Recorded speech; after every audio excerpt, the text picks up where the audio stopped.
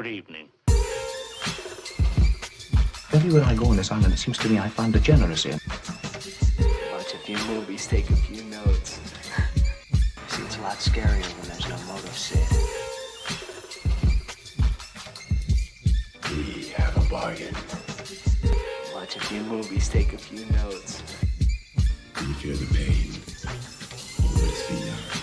Pain, I can assure you, will be exquisite. Watch a few movies, take a few notes. His entire work consists of violence, all the time, obsessed with the issue of violence. Mayhem, gouging out of eyes, autopsies on the stage. Come. It is time to keep your appointment. Good evening, all. I hope you're doing well. This is episode 136 of Double Feature Horror Show on this extremely, unbearably cold evening in Britain. I, for one, am in a onesie. I have a hot water bottle, and I am still somewhat shaking. I hope you're faring better. We've got an interesting one today. We're covering something a little surprising. But I wouldn't say it's the classiest thing we've ever covered here on this channel, but it should be fun, and I'm going to balance it out. I'm going to give you some high culture to, nicely set off and juxtapose the pure premium schlock that's going to be fire hosed up at you later. Oh my goodness, it'll be an interesting one. I don't want to predict the scores tonight. I do not want to predict it all. Hello, all the regular people, 17 of you. Good. I see 17 people here already. That's very nice. Let's have those likes, 17 likes, if you don't mind, while we're doing some preamble. And I'll also say a massive hi to Mima, who managed to get in last week, literally just as we were signing off, and had already done the thanks, y'all. Jeez. She just came in, and it was like, oh, hi, Mima. Bye, Mima. But you're super early this week, so I just want to say we notice and we appreciate. Bless your hearts. Bless your hearts. All right, and also thanks and hi as ever to everyone on the rewatch. That smashing the like comment goes for you as well, guys. You're very much appreciated. But I am possibly rambling early. Let's maybe get back on track and introduce fantastic co-host without which I would not be able to make it through this week's episode. Hello. As we are doing an anthology, of course, we have our increasingly expert anthology voice, Murgoot. Hello. Hello, all. This is okay. How do I explain it? Some bad, some good, some very weird, and some really bad. Oh yeah, it's a real mixed bag here. A real mixed bag. Again, I don't know what the score is going to be, Murgoot. I think you might surprise me though. You might surprise me. Mm-hmm. And not just Murgoot. After a brief break, I worried that the second year of anthology coverage might have broken him, but no, we're treated again to the return of the regular co-host. All the tension in the world today, all the little girls filling up the world today. When the good comes to bad, the bad comes to good. But he's going to talk about true crime like he should. It's TCG. Love it. Little Limp Bizkit reference there. Love it. I don't know what made me think of that today. Oh no, gee, I wonder what it could have been. Anyway, how you doing, Proper Horror Show? It's been a little while. Hello, Murgoot, and hello, chat. Yeah, it's good to be back at it, eh? Yeah. I kind of needed to sort of drag myself out of the hole that I put myself in over the Christmas period. But I tell you what, it has been nice and comfortable in that little hole. The old Xmas burrow. Oh, yeah, big time. So yes, I'm sorry that the content has been somewhat lacking. But such an amazing. Was it a turkey coma? You've only just gotten out. yeah, Of? yeah, it was that, and also I got a new phone for Christmas as well, which I've been absolutely adoring. It's one of those like fold phones that like fold out to a tablet, and so I have been looking at things to cover, and I'm pretty sure that when it comes to my research now, I figured out that you can sort of like have some research on one side and then some research on the other, and I'm just like, oh, I'm like I feel like I'm getting old, right? Because it's something like that, which is so standard, and I'm just absolutely enamored by it. What, the split screen, is it? Yeah. I mean, it's like it's great, isn't it? So it's a phone. It's a phone. I've got it in phone mode now, but I can literally open it out, and it's got like a massive like tablet in like big like tablet size screen, like. And I'm like, oh, hello, look at you, lovely, and yeah, and I've been doing a bit of fancy. yeah. Nice, Thank you, Santa. nice. Thank you, Santa. But anyway, enough about my phone. You really, this was an interesting choice, Horrorshow. I'm not going to lie. Mm-hmm. I'm pretty sure you did this one to potentially get rid of me. Oh no, TCG. What make? Surely, I wouldn't try it. It's about 3 hours. It's about 3 hours of my life I'm not going to get back.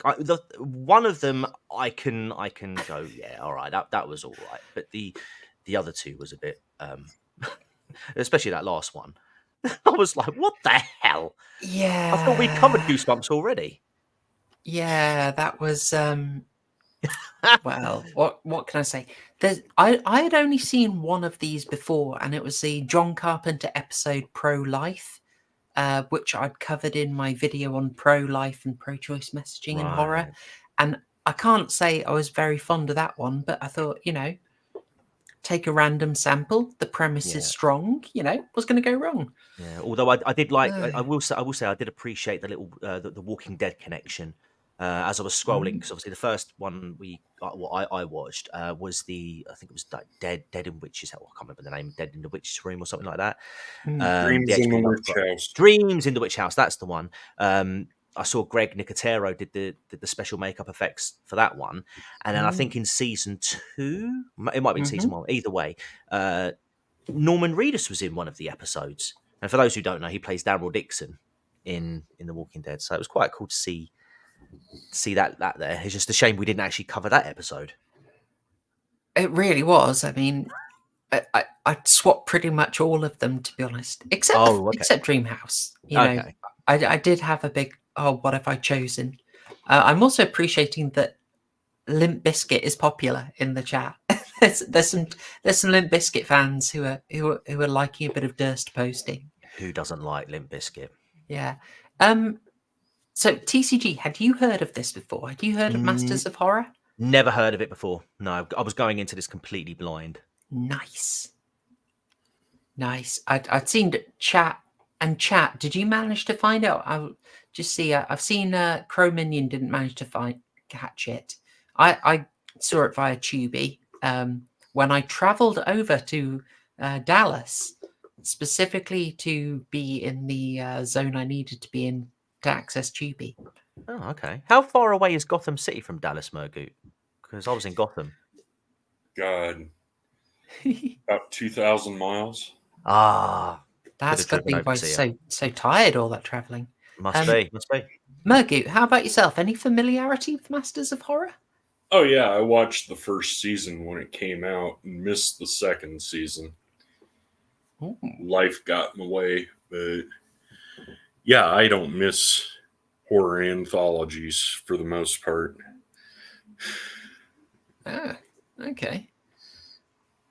And well, I suppose we could talk about the third season, the sneaky third season that isn't technically part of this, but I don't know.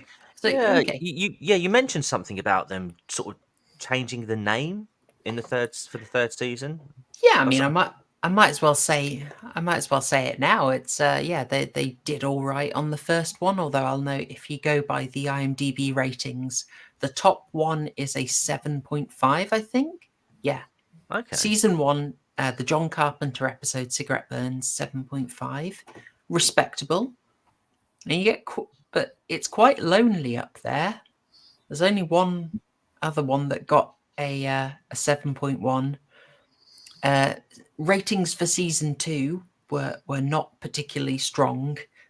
Quite a bit of a drop, and then there was a 2-year break, and they still wanted to make more, but they decided that basically season 2 had soured the brand a bit, so they rebranded it and put it out as Fear itself, but it's basically the same production crew. Right. Yeah. Well, Showtime aired it. That's how you managed to get Stuart Gordon's famous booby scene. Because it's a premium cable channel.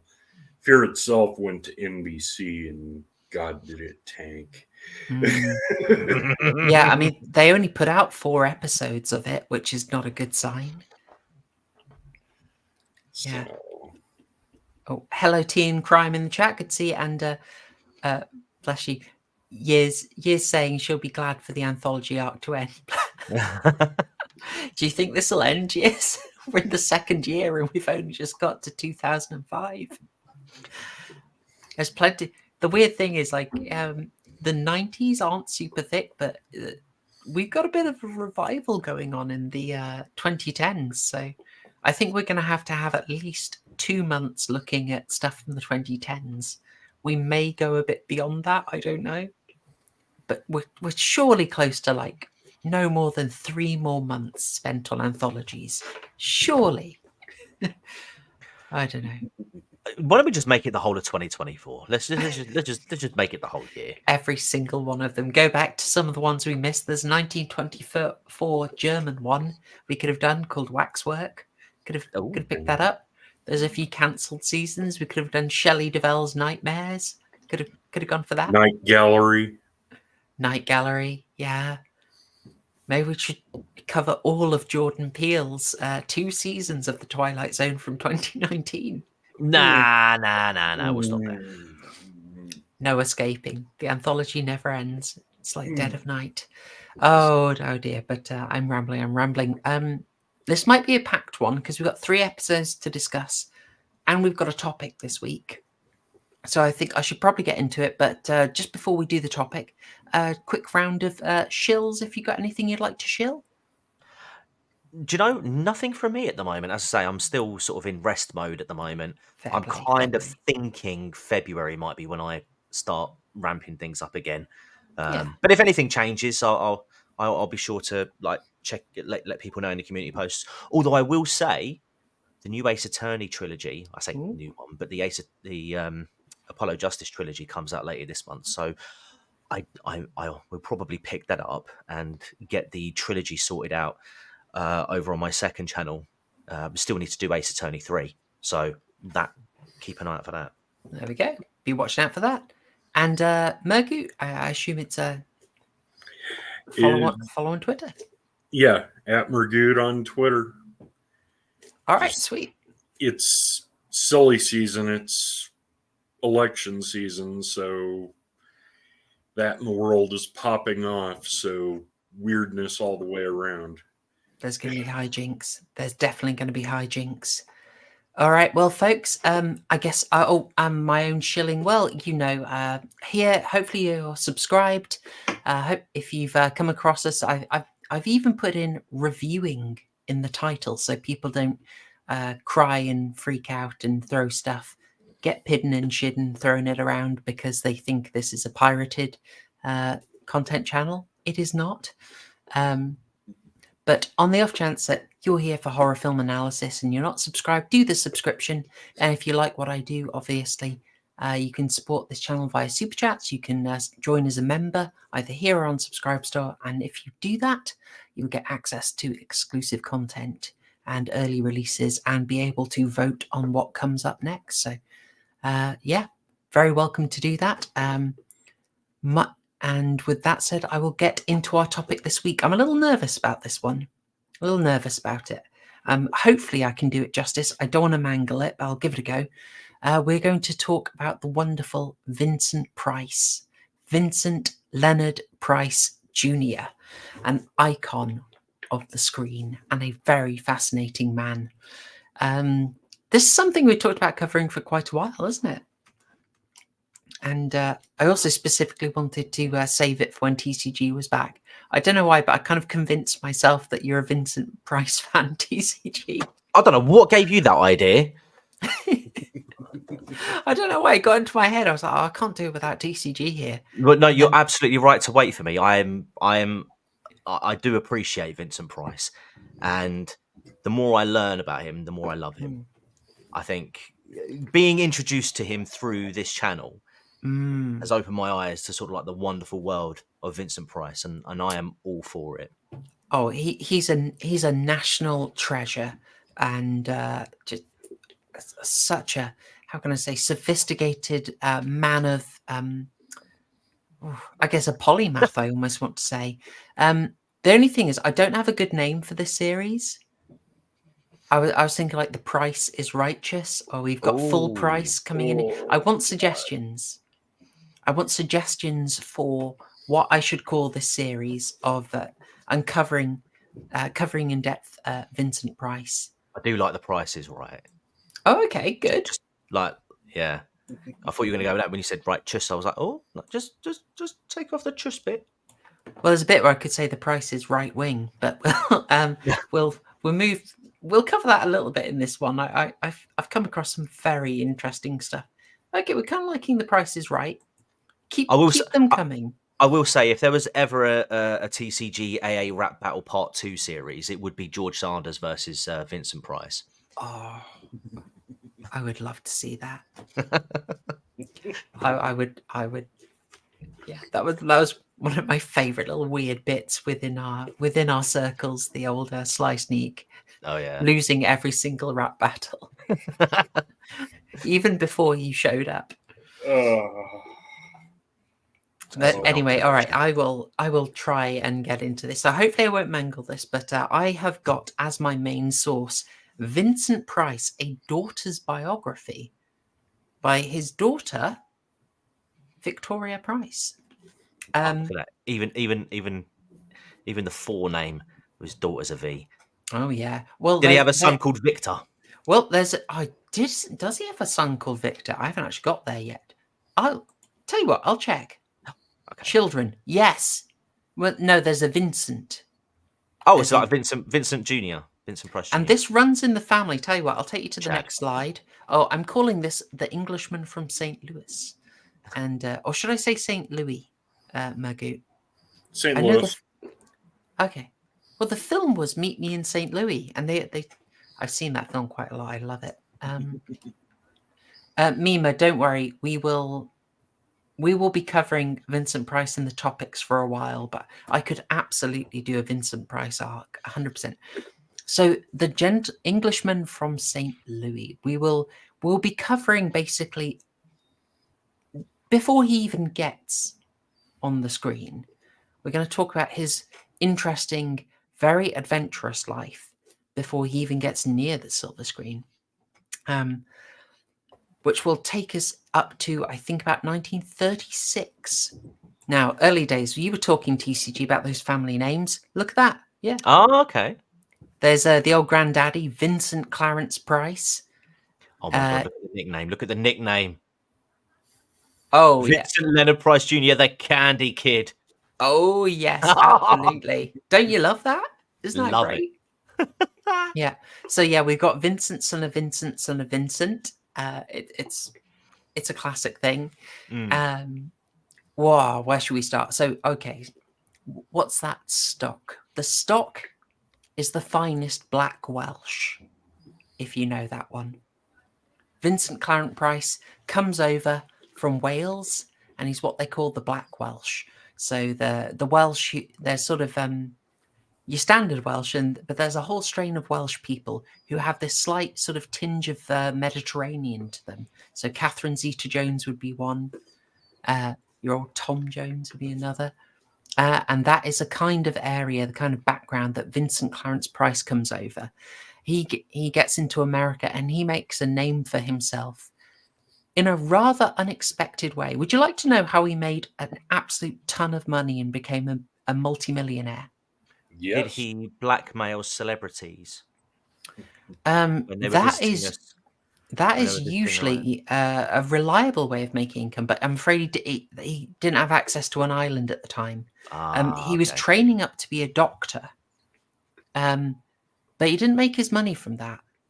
He made his money from inventing a baking powder. Okay. Yeah. Okay. Yeah, Vincent Price's baking powder. I mean, you don't think about it, but it's a sort of late 19th century. He's going around, he's handy with chemistry. He invents a baking agent to sell to bakers. He goes around flogging it, doing the hard work, and it becomes extremely popular. They buy it up. He makes a business selling that. He's medically trained, but the real money, it's in baking powder. You heard it here, folks. Yeah. Oof. Yeah, you can thank your lucky buns and think of Vincent Clarence Price. Can we just, So, say that Vincent's mum does not look 20 in that photo? Gosh, she might not be. No, she she might not actually. be. It says there, 20-year-old Margaret Wilcox Price on her wedding day. Well, there's going to be a thing. I'll show you some photos of a 15-year-old Vincent Price, Okay. and you won't believe he's 15.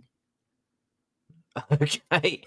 Oh, It's like yeah. it's that phenomenon, though, isn't it? Like, do they look old, or is it just because like the style is? I don't know, but yeah. There is a thing sometimes. Have you seen that photo going around of The Rock in high school? Oh yeah, with the bum bag. The bum bag, and he's got the mustache, and he looks 30. Yeah. Yeah. It's some people have that look. Or it's like that video going around where these kids were filming in the schools in like 2000, I think it was, and how like all of the 15, 16-year-olds there in that high school like looked like they're in their mid-20s.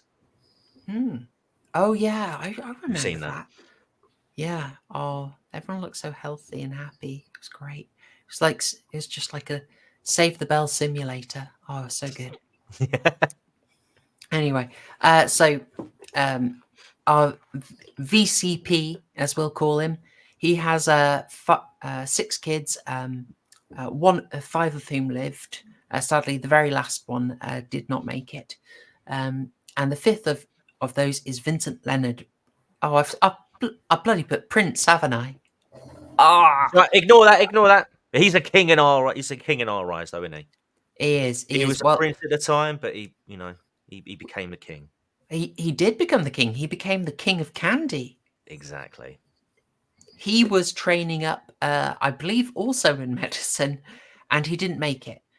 He was going to college. Unfortunately, financial hardship struck, and he had to pull out. He couldn't finish his university education, and he had to then go into industry following his father. And even though times were very hard economically, the industry he went into, candy, was profitable. Candy was cheap. In hard times, people could still afford candy. So he was doing extremely well. He led the candy company that merged with a couple of others to become the National Candy Company in 1902. So that sort of secured his wealth, made him a very successful businessman in St. Louis. Now, he was settled in an area called Waukegan there in 1896, and at that time, he's married Marguerite Wilcox Price, who has quite a lot of heritage in America. The trace back to one of the earliest ships type of heritage. Okay. Oh yeah. They have 2 children in Waukegan. Harriet, nicknamed Hat, in 1897. James Mortimer, nicknamed Mort, in 1899. And things are going so well, they move into much fancier premises, which I should be able to show you here. There we go. A custom what a built lovely house. Wow, that's beautiful. Be right back. I will. Oh, no worries. Yep, that is on Washington Avenue in St. Louis. It was custom built. It was fancy. get the Waukegan apparently is how I should pronounce it. Thank you, Crominion. Yeah, so custom built, lots of arguing with the architects, and Marguerite very fussy. Whilst they're in there at 5227 Washington Avenue in St. Louis, they have a little surprise. They have Lara Louise, nicknamed Lolly, in 1904, and then the one we're all waiting for, May 1911. Surprise, very unexpected. Vincent comes along. Way. And they weren't expecting it. They got the news and they actually announced it at the National Candy Convention, which is where he got the nickname, the Candy Kid.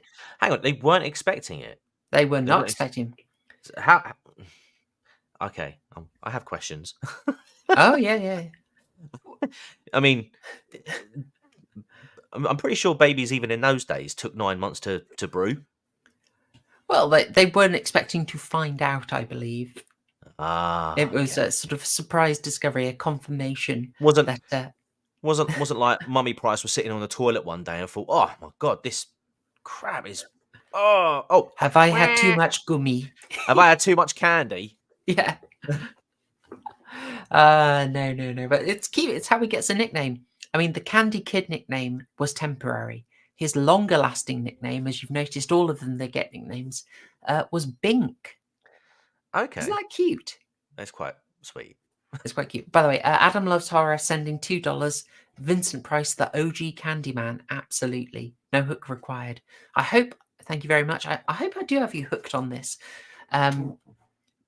There's fascinating stuff here, so I'll try and speed up through it. So this is a custom built house. They've got the money. It's all looking good. And what do they get into? Vincent, little theatrical. He's kind of interested in a bit of everything. He's not a stellar student. He's going to the County Day Junior School. But what really catches his eye around St. Louis, where they've got quite a lot of thriving culture. They've got a fair old mix. They've got some more liberal artistic scenes, even though his family is, say, more traditional business orientated. Episcopalians, a little conservative. They did mix with more liberal types and more artists. And certainly the family had a lot of much more adventurous types. So his grandmother, Harriet Cobb Oliver, had been going around exploring, which you can imagine as a woman in the 19th century, kind of remarkable. And would also set a bit of a precedent. And through access to a little bit of money and a kind of interesting cultural scene, Vincent finds one of his big interests, which should be art. He got massively into art. And at the age of, I believe, 15 or 16, putting down a down payment of $5, he got his hands on a Rembrandt etching, which is this: 2 nudes, 1 standing. Ignore the tart.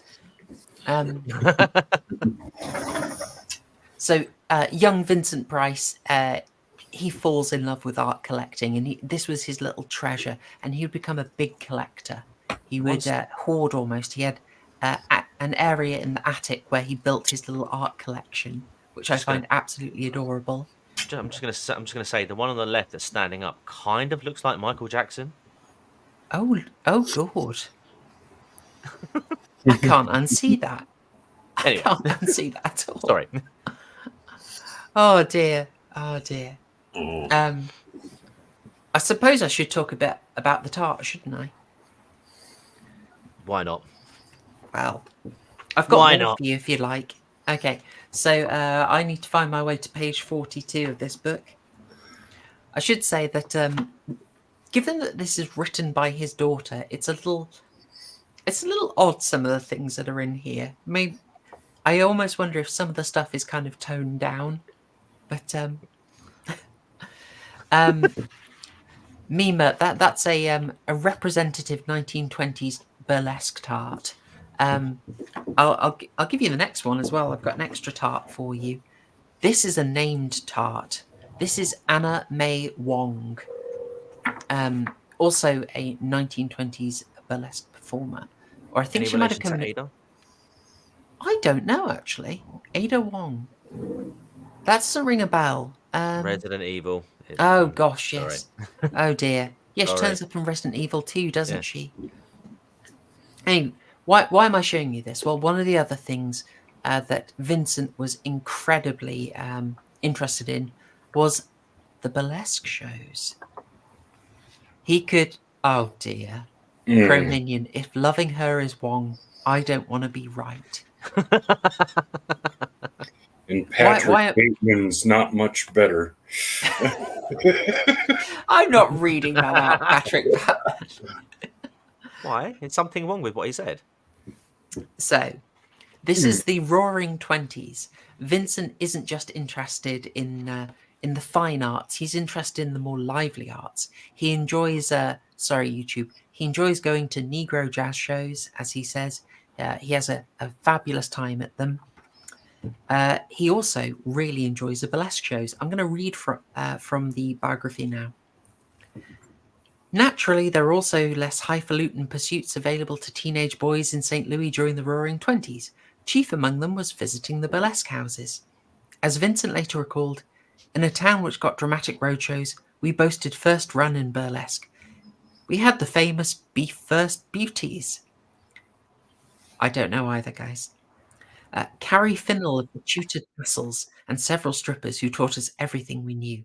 I remember one especially, Anne Corio, gleaming raven hair and even features set off a body that wouldn't stop, not that anyone wanted it to. What started her strip is of little matter. What mattered was the finished product and the chorus of screams, take it off, take it all off. As his You're second roboting a little bit. Oh, am I? Oh, no, sorry.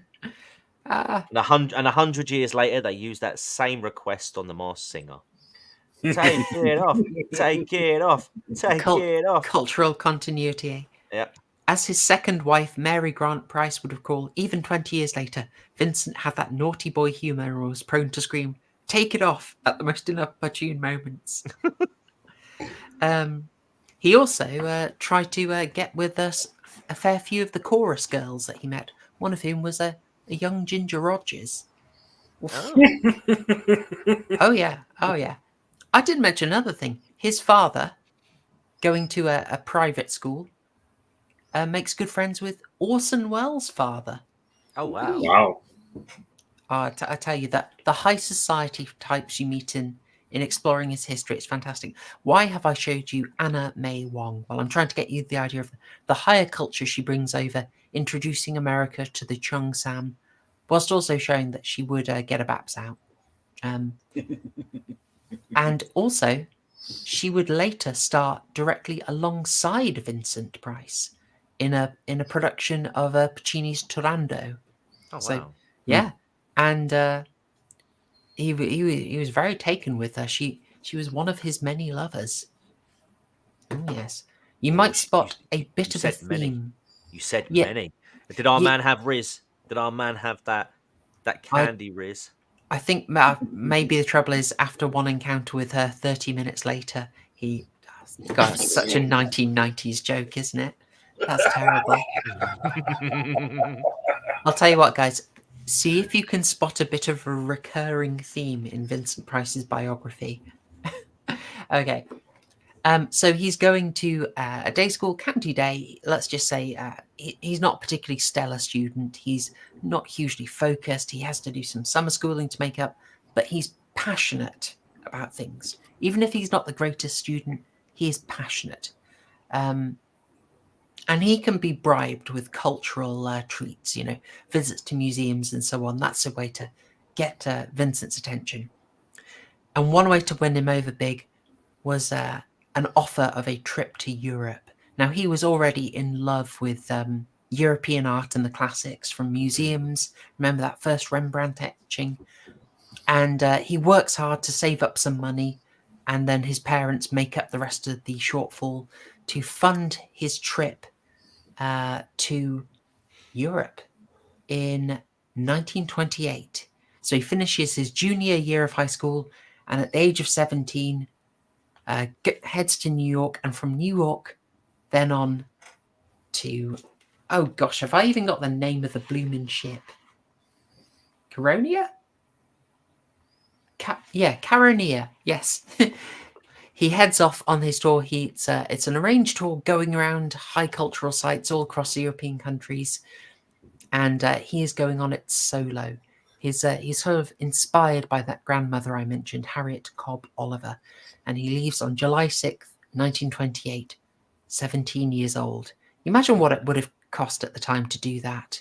Yeah, and not just that as well, but the fact that he was only 17 when he did it. Yes. I would read to you from his diaries and his memories of the trip, but this has to be a family-friendly stream, I'm afraid.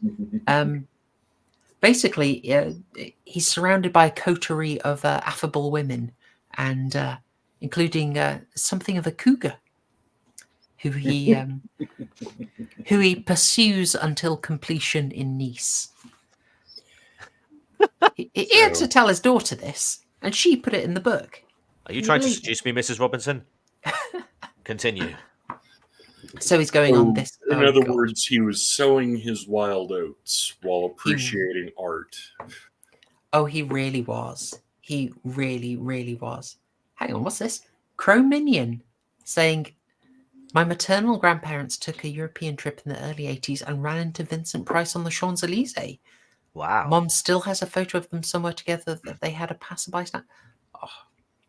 If you're around last week, I mentioned specifically Vincent Price was incredibly generous with fans because he had an experience at this time. He was visiting theatres, but he also went to the movie houses, and he would write to the stars at the time. And when he got fan mail back, he was absolutely delighted, and it made such an impression on him that he decided, he would always reply to any fan mail he got. He would always sign autographs, no matter how long it took him. There's a really lovely story about him going to a restaurant and being informed that there was a queue outside, people wanting to meet him. So he gets up, goes and signs all the autographs, gets back to his meal 45 minutes late, and it's all cold. One absolute darling. Guy. Yeah, oh, that's so lovely, Cro-Minion. That's so lovely. So moving on from tarts. There we go. So there is a 15-year-old. I don't have anything of him 17 where he goes on the trip, but there he is at 15 in a beaver coat, and he was fond of the beaver, as we will cover in some detail. But what? It keeps you very warm. So this is that thing. He doesn't look 15, does he? No, he don't. No. And this is some quality physiognomy here. Just look at him. Oh, you love to see it. You absolutely love it. Crow, I don't know, I shouldn't ask you, but I don't know. If you even if you blur it, gosh, it would be sweet if we could see that. Yeah, that'd be quite lovely. cool to see that, yeah. Get it to me on Twitter or something if you can. That'd be awesome. So there's a little idea of it. I'll explain The Englishman from St. Louis later. So he's going on this tour. First place he ends up is in Holland. Sorry, no, England. But he didn't seem massively interested in what we had going on, oddly enough. What really captured his attention is Holland. So in Holland, he gets to see more Rembrandt.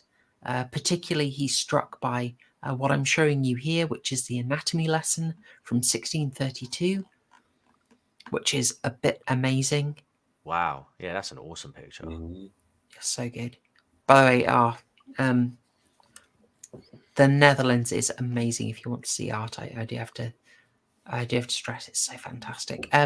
There's also the Night Watch he really liked. Again, Rembrandt, that's 1642. From there on, I mean, he's just filling his diary with kind of rhapsodic descriptions of meeting these classics. He then travels on this tour through Belgium, Germany, Switzerland. Gosh, that is Cologne, or I should say Köln Cathedral, the Köln Dome, or Cologne Cathedral, as we would say in English, which he was absolutely struck by. And I'll read you a little more from his diary. Where are we? For most of the next week, Tour 22 travelled through Belgium, Germany, and Switzerland. Vincent wrote in his journal, "I like Germany more than I have dreamed of. It is so beautiful." He particularly marvelled at the Cologne Cathedral, but in truth more of his attention during the following week was taken up with his first love affair involving a fellow traveller named Lucy. She was a toothsome blonde, the only contemporary appetizer on Tour 22. Vincent. This girl with a lovely semi-southern accent was the only one of 10 assorted ladies on tour anywhere near my age, yet there was a decent difference in her favour, and I felt in mine. For I hoped she'd lead me on to the Garden of Delights and crown my young years with conquest. I tried hard, God knows, and she almost complied, but it would have to be a night in Nice some weeks later before my quest was satisfied. Yes, quite. I love this guy, man. This guy. He has got swag. This is some 1920s riz on show here. So he is absolutely besotted on this tour. He's living his best life. Maybe not entirely as his parents would approve. And it's not just the ladies he was captivated with. He writes of an amazing experience in Uffizi, seeing the Madonna of the Harpies, Uffizi in... oh, bum, have I not got that for you? Oh, I do have it. Sorry, it's on the same one. That's the picture on the right is the Madonna of the Harpies. So he writes that he saw so many famous pictures that he was lost. The best was Madonna of the Harpies by Del Sarto. He writes, "Suddenly I came upon a room and there she was, my own personal Madonna. Oh, beautiful, serene, soft-eyed and glamorous. She's not the Virgin Mother, not the woman of sorrows. She's the queen of goddesses, a woman to worship as a woman. She is beautiful and she's in love with all mankind, especially with me. And there I was, standing in the Uffizi, with a watermelon in my throat and 2 painful jets of warm salt water spurting out of my eyes. Then I heard a soft voice over my shoulder say, 'Come over here. I'll show you the one that makes me cry.'"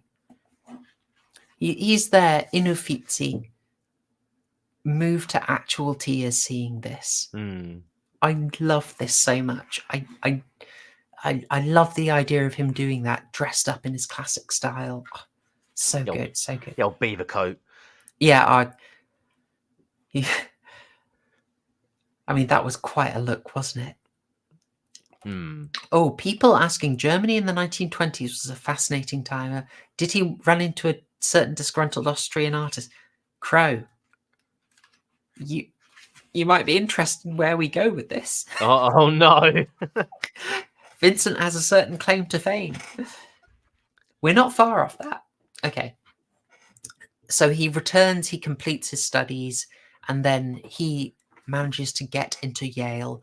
And unlike his father, and much to his father's delight, he actually manages to complete his education.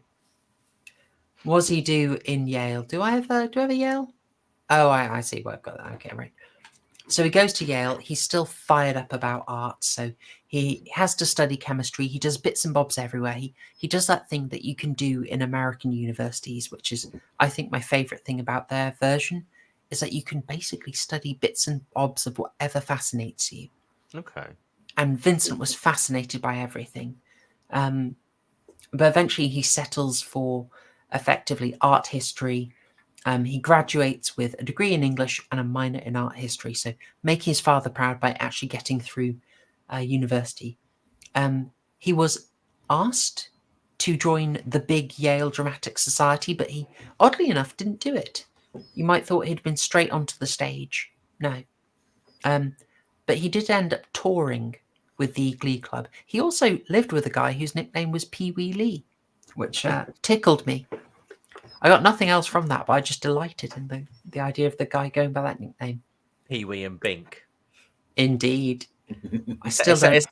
Sounds like a kid's TV show from the 50s, doesn't it? could catch on. So he does join the less strenuous Glee Club and does a tour around Europe. I think basically he was in it for the tour around Europe. Yeah, it sounds like it. Yeah.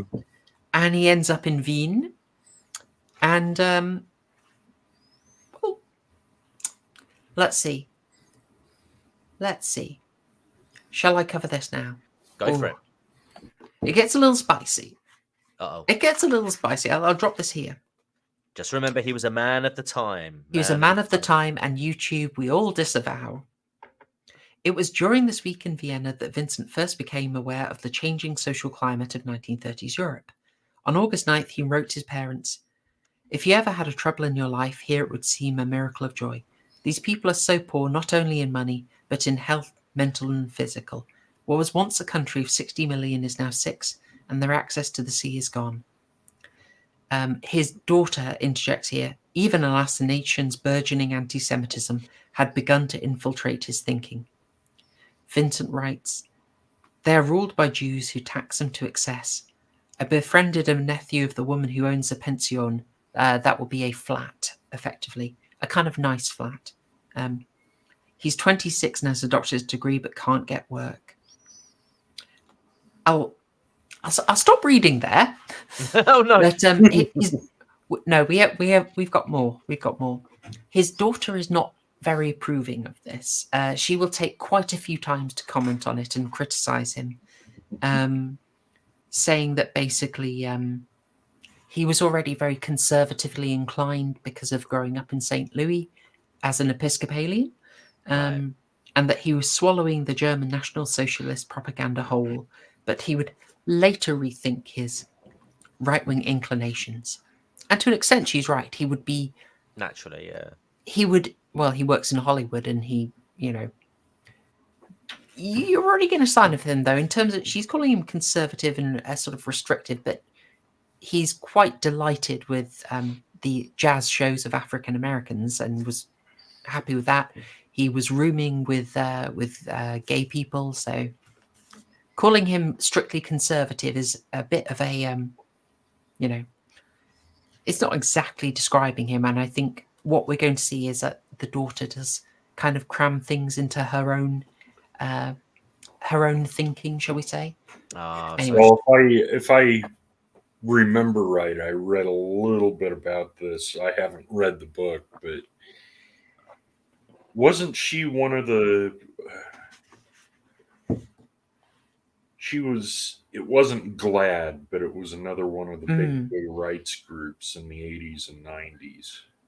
Yes, she came out as lesbian and is therefore, I think, quite interested in emphasizing those aspects of her father's life. I mean, I'm only a couple of 100 pages into the biography, but how can I say? She's his lesbian daughter from his, I believe, second marriage. Right.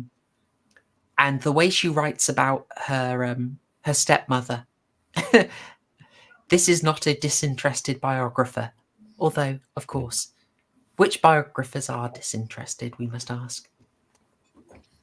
So anyway, Vincent will return to Germany quite soon, I assure you. But having got his degree from Yale, he's delighted with that. What does he do with it? Well, he's not sure. He's not sure what to do. But he takes a year to work at the Riverdale County School as a teacher.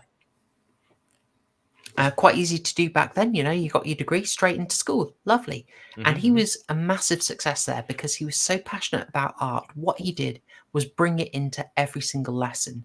So if you're studying history, he would show them paintings and sculptures of what they were studying so they could picture it. Okay. This was kind of revolutionary at the time. If he was doing the languages, he would show them the art from that period and try and build it into art lessons about the culture of the place. So he was really making it come alive to them via his knowledge of art. And this made him so popular with the children. He was asked to stay. He was going down great. But I think doing that awoke something in, not even awoke something in him, but directed him that really his passion is art. He can't be a teacher where he can cram the art in. He wants to focus on it. So he goes from the Riverdale County School in New York to a master's program at the Courtauld Institute in London. So that's Riverdale you're looking at there. This is a Courtauld Institute of Fine Art, and he does a program there. Looking around, you know, he's absolutely in his element. He's got an apartment on Upper Wimpole Street, and he is amazed at the access to art. He's absolutely in heaven. And here he decides his focus is going to be on an Austrian artist, not that one, guys, called Albrecht Dürer. Oh, Dürer is... Yeah. Oh, yeah. Dürer influenced a lot of people. Heck yeah. If I go back, I think you should see from the start, what I've got in the background of these is a Dürer. I've covered it up in every single... Hang on, I'll go forward. I know I've got a blank one at the end, so you can see it here. There you go. There's a Dürer. Mm-hmm. Yeah. That's a lovely picture, yeah. Yeah, fantastic. So that's what he wants to study. By working with an expert called Campbell Dodgson, again, homosexual, Vincent Price, hardly a staunch conservative here. Dodgson is the expert in Dürer and manages to get him gives him letters of introduction so he can get into private collections that he would never have accessed anywhere else. And he's absolutely in his element here. He really likes just the sketch work. Oof, so good, so good. And of course, to do this, to see a lot of the stuff, he starts traveling to Austria and Germany. And he goes to Dürer's home city, I should say, of Nuremberg in 1934. Okay. Where are we going with this? Where are we going with this? Hang on, he didn't take part, did he? Oh, yeah. Nah! Okay, Vincent Price claims he was there at the rally in Nuremberg, where the, how shall we say, talented but career-changing postcard designer gave a speech. He was not actually there. The timings are impossible. He was not there for that rally, but it's very likely he was there and saw the Mustache Man speak. Okay. Oh, here we go. I just have to read this about the Courtauld Institute. Vincent Price belonged to a certain breed of Americans who feel a particular affinity for all things English. Throughout his life, he would often return to England, nurturing his Anglophilia and establishing firm friendships along the way. Of his 3 wives, 2 were British, and he was himself often thought to hail from Great Britain. In the early years of his film career, publicity pieces sometimes referred to him as the Englishman from St. Louis, a sobriquet nickname he did nothing to discourage. I was going to say, I mean, because again, I know very little about Vincent Price, and like, this has kind of been a bit of an eye opener because I didn't. He in sort of interviews and just the way he portrays himself in films, I always felt like he had like a close connection to England, like whether he was born there and then moved at a young age. So to know that he actually grew up in America. But yeah, I think he liked to affect the accent a little bit. Yeah, but had this like cultural sort of affinity towards, not just obviously England, but Europe as a whole.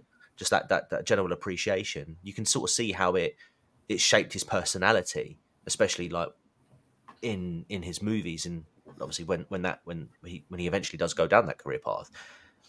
I feel like he sort of portrays himself as more of a, I want to say European, but I would certainly say more of a British character than an American one.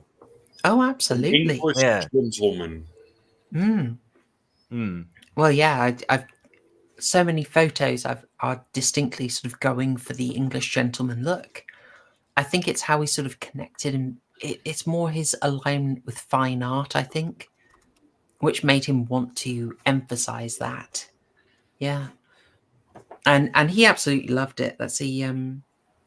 He wrote, London in 1934 was one of the glories of the civilized world. What was left of the empire was considerably less than in its Victorian heyday. It was an atmosphere rather than a climate, and for an American, still glamorous. Above all, it was still more for your money than anywhere in the English-speaking world. London. My God, what a city. Established, stolid, cold and warm, wet, but never dry. Vincent. Maybe of modern cities, the greatest, the most entertaining. Oh, he loves us. I feel so seen. Well, he loved 1930s London. I wonder what he would think of it now. Well, it's so much better now. Surely, Of course. TCG. There's absolutely nothing wrong in London. London, of course, is, as Sadiq put it in his New Year celebrations, a place for everyone. So, and he chose a particularly great time to be in London because, similar to now, there's a huge number of visitors from abroad, particularly at the Courtauld Institute. So specifically, a lot of the art historians and art teachers there were there because they had to sort of leave Germany and Austria. And they came to Britain. They worked in the Courtauld, which really helped, really boosted Vincent Price's education there. So he was delighted with that. Let's see. Oh, I'll give you this little quotation here. Can you imagine the sensation of this tall, wide-eyed Midwestern art lover had when we were assembled in the drawing room for registration? The Missouri boys sitting day after day at the feet of the masters, and the excitement was still on them, as it was on me. It was Mr. Hitler's moment in Europe. Because of him, all those terribly dangerous art historians who just could not get along with his Aryan theory of art and people left Germany and Europe in general, either by command or desire, and an enormous percentage of them ended up as lecturers at the Courtauld, where, if you could keep your eyes straight front, you could hear more about art than perhaps at any other time in history. Oof. So, through travelling in Vienna, he's there on the ground in the sort of, years exiting Weimar, and he's got obviously sort of complex feelings about it. He does get chided. He gets chided by his daughter a lot. She openly criticizes him for this. She writes, these sentiments reflect a mature adult who, with the hindsight of history, had long since recognized the debilitating influences of fascist thought. At the time, however, Vincent was politically untutored and thus easily swayed by the fashionable thinking of whichever circle he enthusiastically embraced. Yeah, it does kind of irk me when people use their sort of hindsight, they activate their Captain Hindsight superpowers, and because if again put yourself in their position back in the day, I think Jordan Peterson, he sort of said it best. It's sort of like if you were living in that time, if you were living in Germany at that time under those economic conditions and that political upheaval, you would probably be one of the. You would probably be on Team Painter. Yeah, I mean, let's put it very much in perspective of mid-30s, late 20s. What he is seeing is Weimar Republic, and if you know anything about the Weimar Republic, it is not a happy situation. Yeah. I do find it fascinating. Like, she's saying, the trouble is, Vincent Price, he just believes the propaganda of the time. Anyway, let me tell you, let me give you the correct current day opinion. Yeah, and also, did I mention he was gay? And it's brilliant. Like, it's she has no sense of irony. It's like we exactly. It's like we know we know what happened. We know what happened. We can look at the history books and we can see we don't need you to lecture us. Like, yeah, okay, the dude might have been wrong at the time, but as I say, if you're easily swayed by the propaganda and whatnot, then it's some people are just susceptible to it. I mean, we see it. We see it even now. Well, without even going there, it's the mid 1930s, and if you. I mean, the other area I get to know a fair amount about, thanks to Wholesome Waifu, is Agatha Christie. Agatha Christie writing in the 1920s, 1930s, frequently has people admiring the incoming NSDAP regime, frequently has communist subversives and criminals as a target, because that is what they saw at the time. Now, weirdly, when Agatha Christie gets adapted today, they tend to make them all focus on the 30s, even though she was writing about the 20s to the 60s. And they almost always flip the communist villains into mid-century Germans. But it's ahistorical. So, oh yeah, here I am, and sort of I'm Christie posting, and waifus come back in. Waifu can confirm. I look away from the screen for 20 minutes and I come back and chat has swallowed 500 jalapeno peppers. Well, even it got hot and spicy in here. Even I'm just saying politicians openly admired Mussolini and exactly, of course, like, you know, Winter. yeah. They saw a Franklin devastated Delano country. Roosevelt openly admired Mussolini, and vice versa. Yeah, they look. I mean, what they were seeing was a country that was devastated by war, that they wanted to pick up, that was having trouble with communist gangs on the street, and all the worst things of Weimar Germany, and they saw it being cleaned up, and there was a lot to admire. Now, and you can split opinion later, but what happened, what he's seeing at the time, the biographer isn't able to step out of the current moment and current year and think what her dad actually saw. So this is a weakness in the biography. I will say, Adam Loves Horror, thank you for the $2, saying you've got to go hit the like button, y'all. Yeah, thank you. When we do a topic like this, sorry, I do go on, Adam. I hope you enjoy. I hope you enjoy it. If you catch the rest on a rewatch, thank you very much for the super chats. They're very welcome. Yeah, nice one, Adam. Yeah, absolute star, absolute star. So what I'm saying is, he's a man of the time. He is not someone you can just simply say, "Oh, he's an awful right winger," because as we said, he's an aesthete. He's not closed off to other cultures. But what he was seeing was a country he admired pick itself up. And there are facts about Weimar Germany and where the power of business lay that are very uncomfortable. And the biographer does not want to deal with, but I can recommend maybe you find a stream on the Weimar Republic and try and get an idea of what he might have been encountering on the streets himself, being actually there, rather than, you know, his daughter watching an MSNBC article. Anyway, so where were we? Oh yes, he claimed to have been at the Nuremberg rally itself. He wasn't, but it's very likely he actually saw the Mustache Man speak, because he was there looking up a new. Which one was it? I think I was going to show you the Bamberg Cathedral, but I don't think I have that.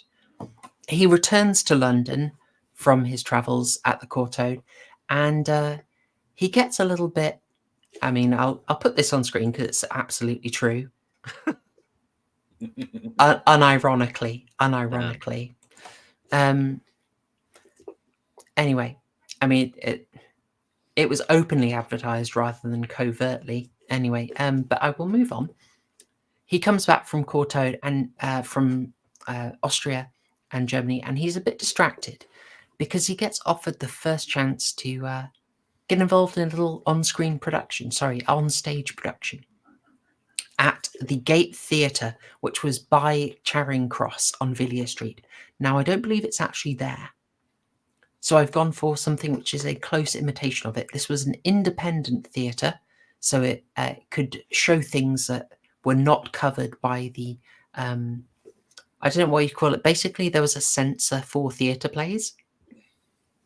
Okay. But the Gate was not covered by that. And because it was not covered by that censor, it was able to do shocking taboo stuff like a play about Queen Victoria.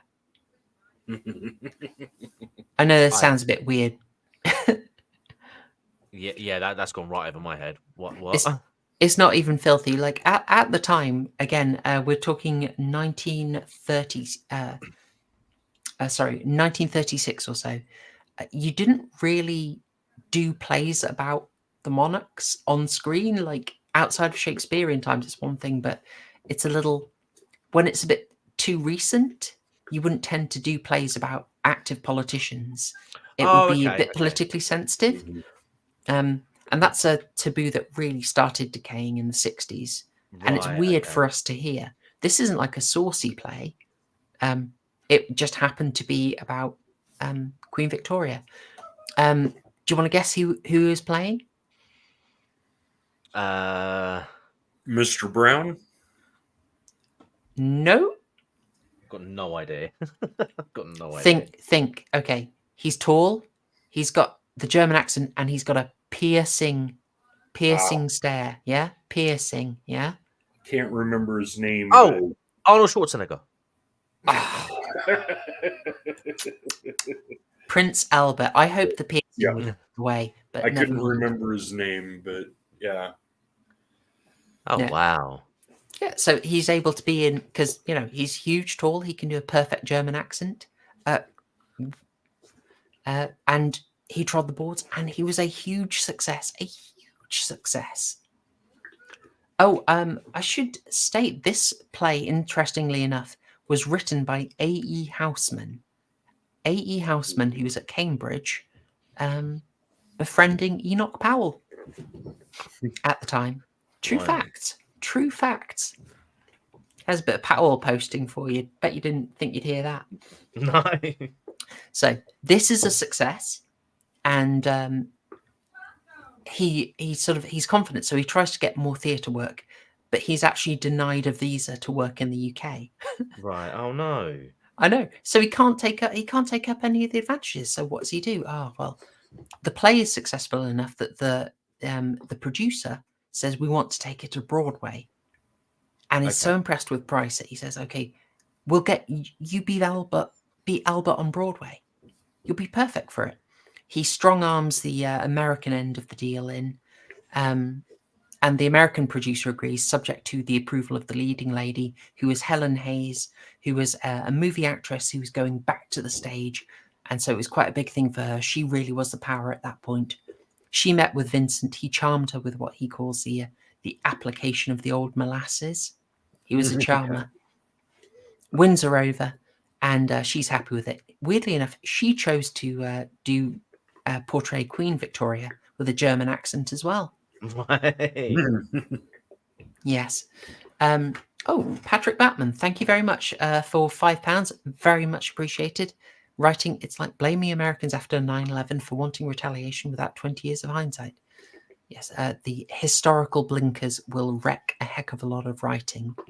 Thank you very much. Very generous of you and much appreciated. And I see you tried posting it earlier. Yeah, it's brutal trying to get stuff through. Absolutely. The weirdest things get censored on here. Anyway. Yes. So yeah, that takes Vincent over to Broadway. He's at that point, by the way, massively out of cash. So he goes in steerage. It's a little like Jack and Titanic. It could be. Yeah. I can see him get into some back of the cars activities over in steerage. So he turns up to be a Broadway star on the cheapest ticket possible. He brings his cat with him, Albert the Good. That's a brilliant Great. name.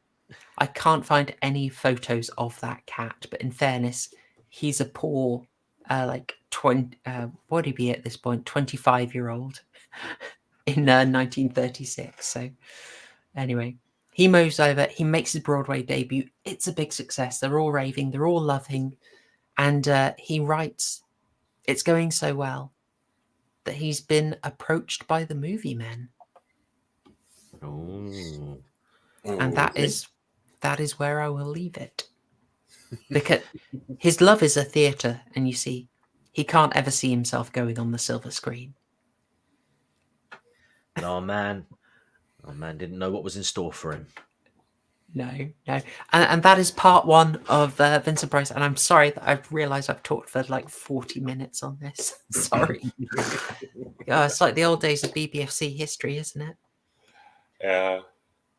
So, do we go worst to best or best to worst? I thought we were going to go chronologically. I could do that. Shall we do chronologically? Although, funny enough, that would be, in my opinion, that would be best to worst. So. All right. Well, how about Murgoot? Do you want? I'm assuming you would like to talk about the Lovecraft one most. Yes, ma'am. All right. Do you want to lead us off talking about? Where's my photo of it?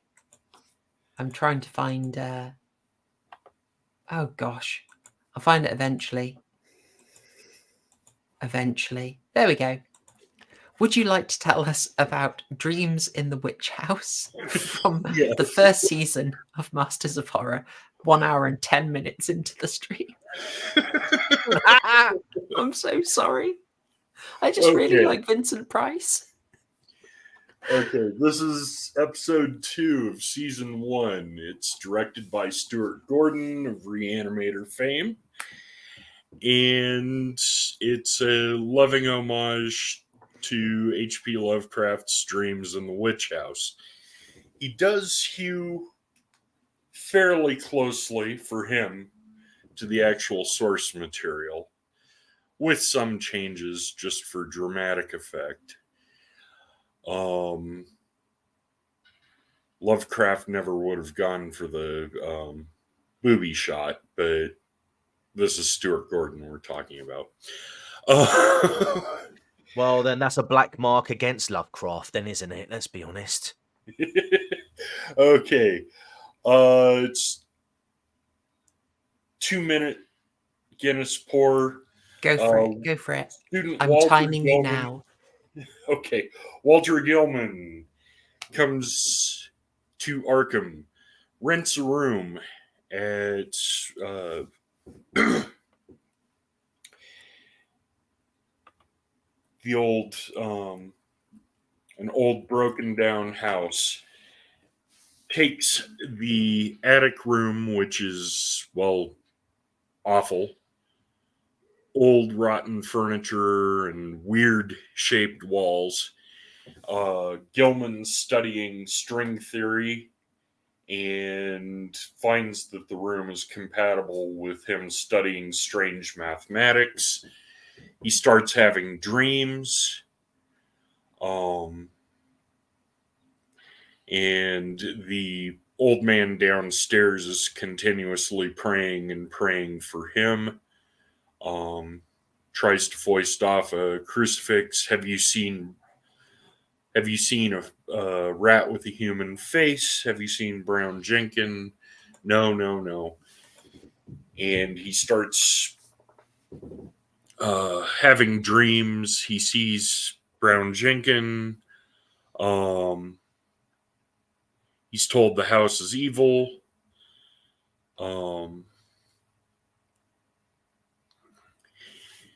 And his neighbor, Francis, has a son and asks him to babysit the son, Danny, while she goes for a job interview after asking Gilman for some money to pay the rent. He gives her $50. He babysits Danny. He falls asleep, gets sucked into the dream. He sees Keziah trying to take the baby, and then wakes up in his room, not in the room. Brown Jenkins. And then, oh God, excuse me. No worries, man. Coughing fit. I could hear it. It sounded painful. It sounded super painful. Do you want us to pick it up from here? We Should we pick it up from here? We can go for that. So okay, sorry. Oh. No, go for it, man. My lungs out. To research, he goes to his school, Miskatonic University of Lovecraft fame, and he gets screamed at for the librarian for looking at the Necronomicon for mathematic symbology. he starts having dreams again and wakes up in odd places. So he scatters flour across the floor and wakes up the next morning and sees Brown Jenkins' paw prints, handprints, whatever you want to call them. Looks under the bed and sees him. And then he gets sucked into a dream by Keziah to sacrifice the baby, with Brown Jenkins chittering along and the black man behind her. She tries to get him to sacrifice Danny, and he pushes the knife away, gouges out her eyes. And then Brown Jenkins basically, oh God. Oh, Murgoot, you're dying, mate. I feel bad. Okay, so there's a fight with the witch Keziah. It's all looking good. He beats her, gouges her eyes out. Very nasty, very nasty. Gets back into his area, but then the wonderful human-faced rat, Brown Jenkins, attacks him and the baby and kills the baby. And you're looking at this like, oh my gosh, they've actually done it. That's grim as heck. It's pretty nasty. Arrested, yeah. Thrown into a psych hospital. He's explaining what's happened. The nurse doesn't believe him. They shut him in his cell. He starts screaming. She runs in, and Brown Jenkins ruptures out of his chest like the alien from Aliens and chitters at her and runs away. And then it cuts to the house where the room is up for rent again after they discover, after the police have cleared it of all the dead babies and the walls and the skeleton of Brown Jenkins. Oh, we're getting an F. I think that was for you, Murgoot. I think. Oh, okay. Hope it's concern for your poor vocal cords. What happened was I sucked Pepsi down the wrong tube, and I've been trying to get it out. Right. Well, My fault. That's not a very smart thing to do, is it? No, it wasn't. Very painful. I can imagine. But yeah, that's the 2-minute summary. Yeah, good job. Good job. Not great, just because I was hacking up a lung. It hewed fairly closely, aside from the seduction scene where that didn't happen. And Danny didn't live in the house. Patrick. No. If you know, you know. Danny was a neighborhood kid, and they were aware of disappearances of children and wondered about that. And then the landlord was a lady in the book, Mr. Dombrowski, Ms. Dombrowski. That didn't really change anything. He did end up looking like the guy from, what's that cartoon? What's his name? Carl? Yeah, Carl. I couldn't get that out of my head. What's it called? Hunger Force. Thank you. He looked exactly like that guy. Yeah. But in the actual story, Gilman didn't choose it at random for being cheap. He chose it because he'd done his studies that Keziah had in all of her witchly studies had her notebooks had a lot of mathematics in it, so he wanted into the house. He wasn't innocent like he was in the show.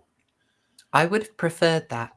Although I've got to say, I did really like the uncanniness of when he's doing his simulations, and it resembled the shapes. The planes in his wall, and like I noticed that straight away. I thought, oh, that's really cool. So did I. I noticed it. I was like, Yeah. oh, okay.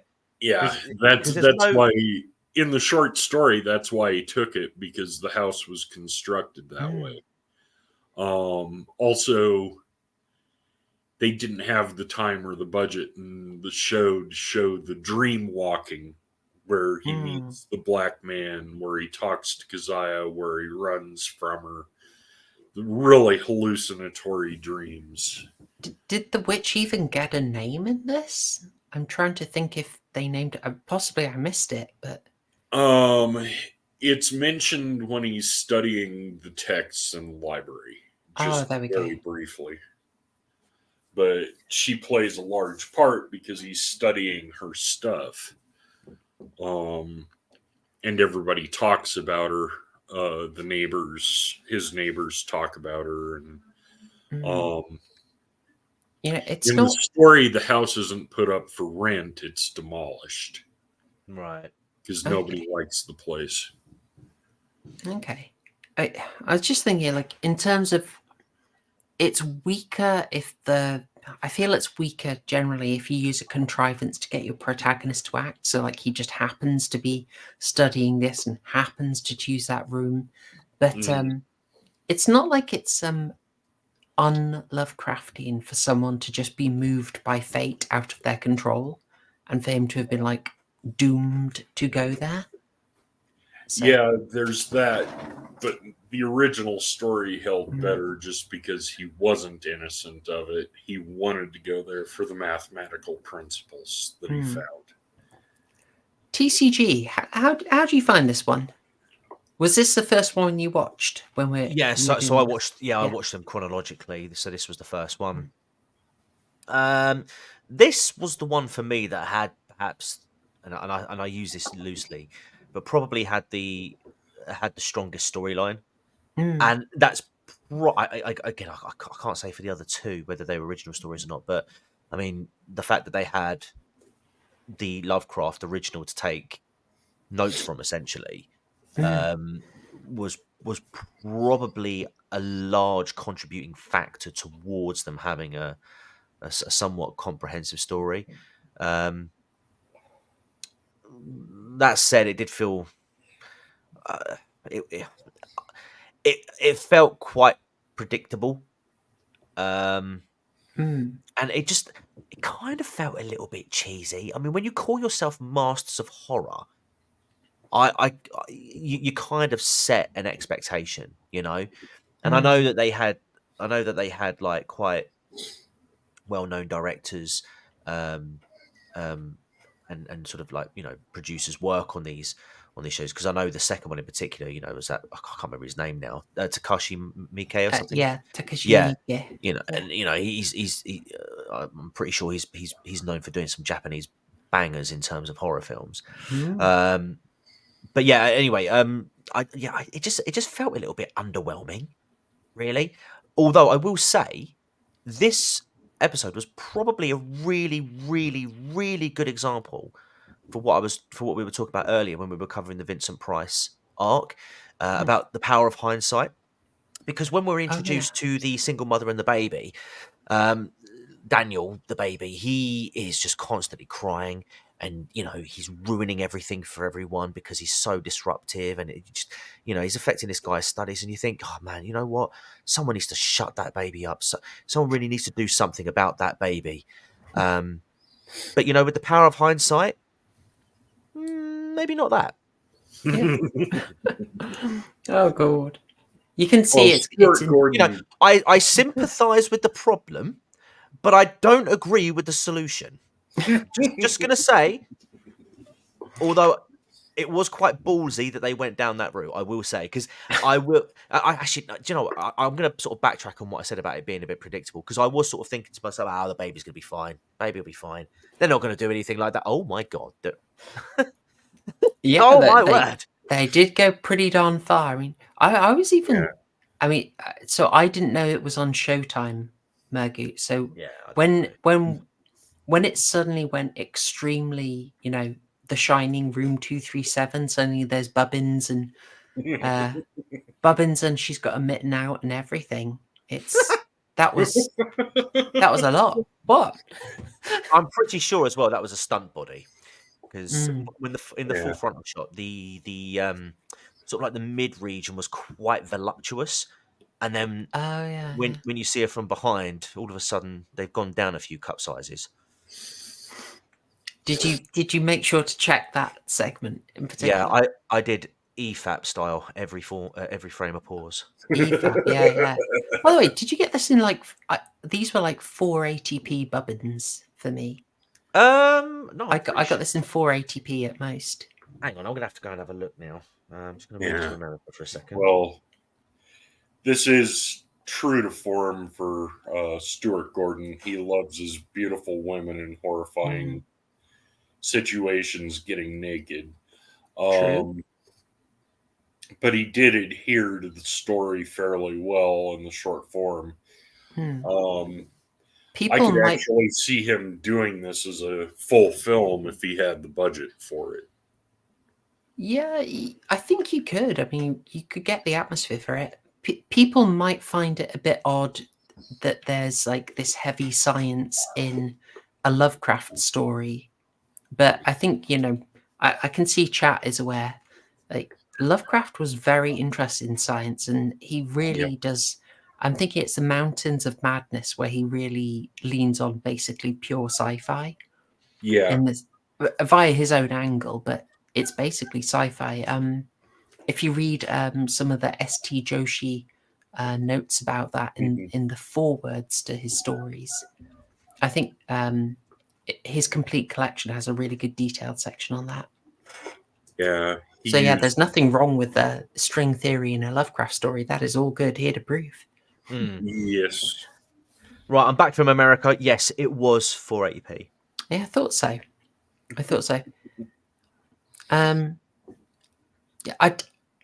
So it's interesting. The kids. I had wondered if the kid had been called Danny in this because of how it suddenly went incredibly, room 237 from The Shining.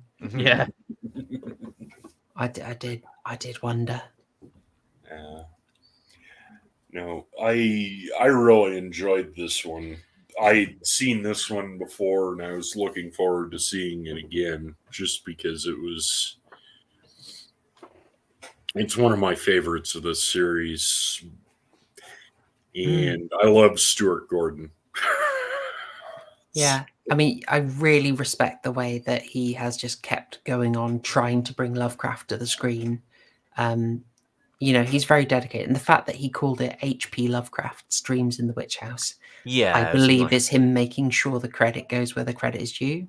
Who's a chap who did the Color Out of Space? Richard Stanley. Like, him and Stuart Gordon have been, doing their best on that one, and he's able to take Lovecraft to the sort of genuinely awfully gruesome place that the story goes, that you can't usually unpick from Lovecraft's language, because it's not always super clear what's happening if you sort of let the syllables glaze over you. You miss some of the really nasty stuff is in here, and this just shows it to you. Like I really liked it when he was going through the crawl space and just finding all those bones that had been stored up. Yeah, because the witch doesn't have like a mobile bone crushing van or anything. She can't get rid of that, so they're just stashed up there. Yeah. Well, this is of a Lovecraft story. This is, even in the written form, the dreams may be hallucinatory in the writing style, full purple prose. He is rather blatant about what's found in the real world, and it is very straightforward. He doesn't mince words with it. Oh no. But yeah, as to my rating for it, I'd give it a good solid 8.5 with a little bit of cheese and a little bit of ketchup and a couple of hot peppers. Oh, yeah. Did get a bit feisty. How do you feel about it, TCG? I mean, yeah, as I say, it was probably the more solid of the two. Of the three episodes that we watched. I wouldn't I wouldn't go with the peppers as such, but I would throw two great whopping watermelons as part of my overall burger rating. Yeah, I mean, a couple of things that were just a bit unclear for me, like why this witch would want to travel dimensions specifically to consume human souls, presuming that she must have also grasped the concept of string theory in order to be able to do that. It was a bit weird. Like there was no sort of is it just to satiate a hunger? Is it just like the diet? It's explained in the story, in the short story. Yeah. So I think it's not really explained in the show. I do like that they try to sort of give it a modern sort of connection, like, oh, I'm doing this, and this explains how she's able to travel dimensions. But it doesn't look like. I mean, I don't know, but yeah, it kind of threw me a little bit. Bold move to sort out the kid, I will say. It was a modern problem that required a classical solution. Which, I mean, I just, if it was me, honestly, I just wouldn't have given her the $50 and let her get evicted. He was getting trapped, wasn't he? Yeah. He was going to be I mean, it's not a baby daddy. What's the thing? No. But he's going to get sucked in. Yeah. He'll be looking after Danny on the date while she's out with Chad. That's it. Yeah. I think your mum likes me. I think she likes you as a babysitter. But yeah, no, I think it was. I mean, it was all right. I mean, what was it when he put the flour on the floor? The thing is about shows like it's a good idea. But I think in shows like this, I like my characters to sort of suspend their disbelief a little bit. Although it is kind of consistent that he would be kind of very sort of like what's the word? Not critical, cynical, rational minded about his plight. But then, how would you explain the slashes on the back if he was just sleepwalking? It's kind of a bit like, come on, mate. Also, I think my favourite character was probably Old Joe, because they gave him the name Old Joe while he's holding a coffee or a tea. Sorry. Also, but it doesn't really paint a good light on Old Joe, though, because it implies that a man comes from overseas and takes the lives of multiple children and somehow gets away with it because the authorities choose not to investigate. Oh, I can't imagine authorities overlooking a foreigner doing horrible things to kids. Nah. I don't know if that was the intention, the message that was intended, but I kind of raised an eyebrow at that. No, but I'd probably give this. It's a bit middle of the road for me. 6 out of 12 burgers with 2 great big whopping watermelons on the side. Fair play. Yeah. I think you've touched on some things that were a bit of a problem for me as well.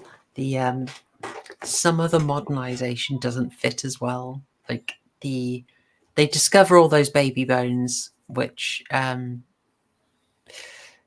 were there from long before he moved in, and them saying, "Oh, it must have all been him." I think. Well, no, they didn't. They were like, if you have to believe his story for it, for it to make sense. And it's kind of like, well, you can see there's a glaring inconsistency with it, and they're like, oh, we'll have to tell it to his defense. And it's like, yeah, you kind of do, and you also might need to do a little bit more investigating. Like perhaps there might be no, this is horrible. What happened? You have to bang him up anyway. Yeah, exactly. It's kind of like, well, that's just dumb. That's just dumb. Like, clearly he's off his rocker anyway. Like, if you're an outsider looking in at the situation, like, how plausible is it that a witch comes through your walls with a familiar with the face of a human and a body of a rat? I mean, that sounds stupid, but quite clearly, this child hasn't died at the hands of this person. He even says it like, the kids died from wounds that are consistent with animal bites. Like clearly, and DNA doesn't match anything. DNA doesn't. Yeah, it doesn't match anything on record. It's like, okay, clearly this isn't. If you want to be rational about it, you can still put him in the nut house because of the whole, I'm being possessed by a witch situation. But he shouldn't be coming down for a crime he didn't commit. No, but in fairness, your Lovecraft protagonists don't get good fates. I mean, and he didn't. He got chewed from the inside out by good old, what to call him, demonic rat. Yeah. He can't. To me, right now, he looks Roland? like Paul Whitehouse cast as Wolverine. Yes, he does. Yes. We'll call him Roland. Oh, good old Roland. But like, yeah, it just, it could be like, oh yeah, no, he didn't do it. Okay, it's just a weird situation. Oh my god, he's being chewed out. It's, yeah. It's I can see why. Well, it's not for us. The rat effect won me over. Yeah, They're sort of leaning into the cheese, which is, by the way, like a very Stuart Gordon thing to do. He loves to lean into the cheese. That's Greg Nicotero's work right there. Oh, yes. I don't. Yeah. I'll give the score quickly. This was the strongest of them for me by quite a way, but I would still say it's sitting at about a 7, and I think possibly that's budget issues. Like the cast is not amazingly strong here. I think it is a great story. And with a bit more money and a better cast, I think it could have been terrifying. Like, I was into it. So it's probably just a 7 for me. Like, it's worth checking out. But I think the conditions didn't... Oh, no. I think the conditions just did not particularly allow for a better film. And Edwulf, absolutely, always better with Barbara Crampton, always. So about a 7 for me. So we're fairly clustered on that one, I think. And a kudos to Stuart Gordon for a good choice of a story. Now, something I didn't even say when we got into this. So, 1 hour, 37 minutes into the stream, maybe we should mention it. Like, the whole idea of Masters of Horror, as you kind of touched on, TCG, is that Greg Nicotero, mostly famous for being an effects guy with his company, KNB, he was having meetups and dinners with a whole load of horror guys and just came up with this idea of, what if we did an anthology show where we all just took an episode each? And, it should have delivered consistent gold dust, but there is something about it, man. I think you mentioned it. Like, I think it's the budget.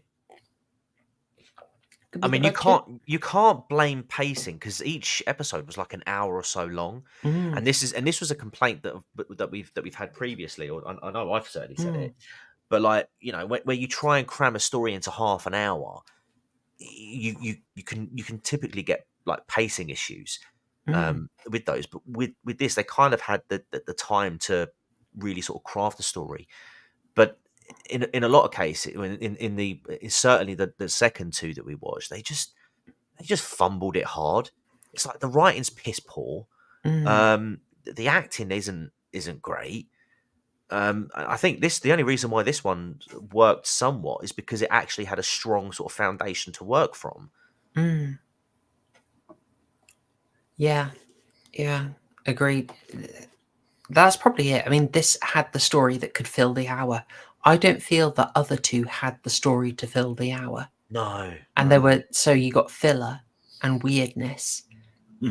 And, well, I suppose let's maybe move on and discuss it, because this has got some absolutely egregious, let's just fill the time in. Oh, man.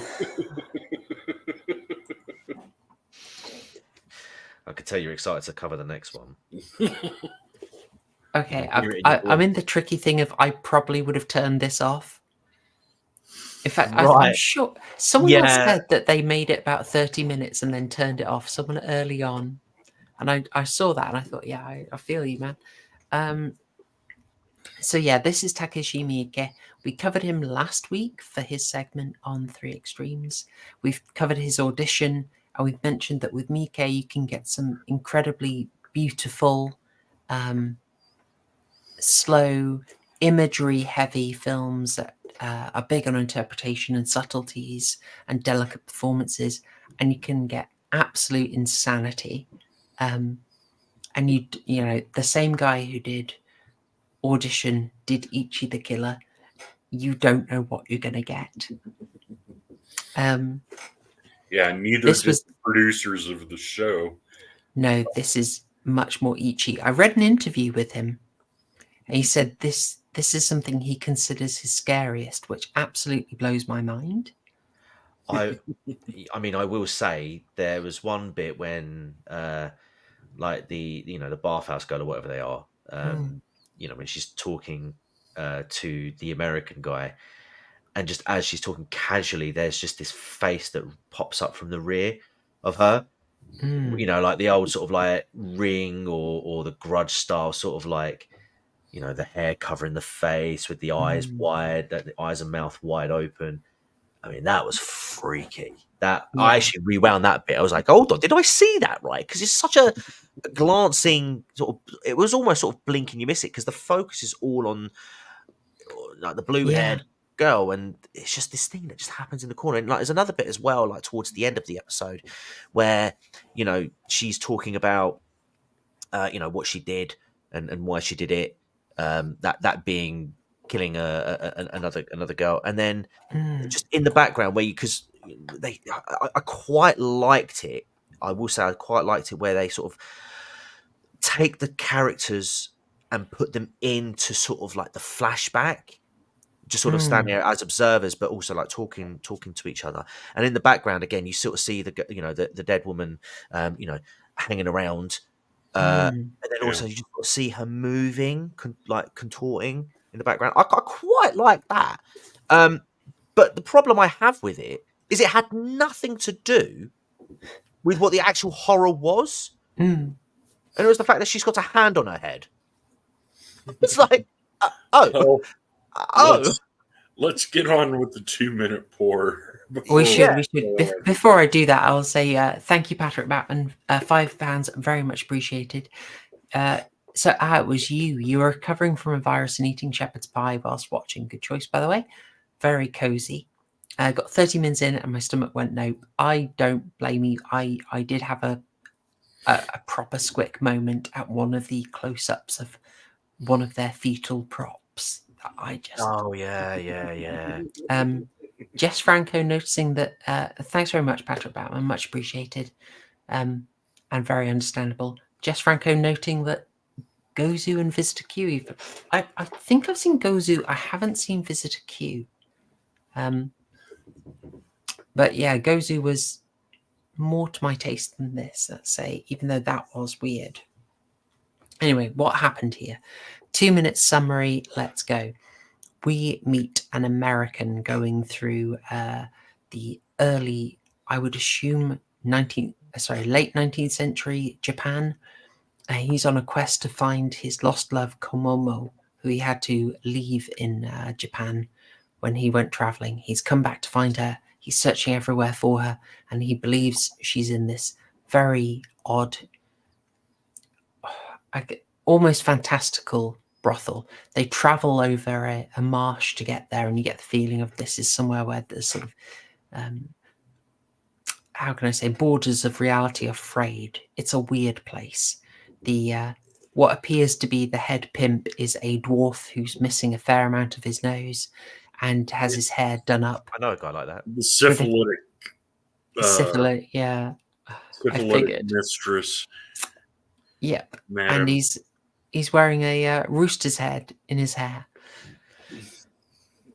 Very special. I mean, I think he was showing some additional brain damage later in some scenes, which it was an experience anyway.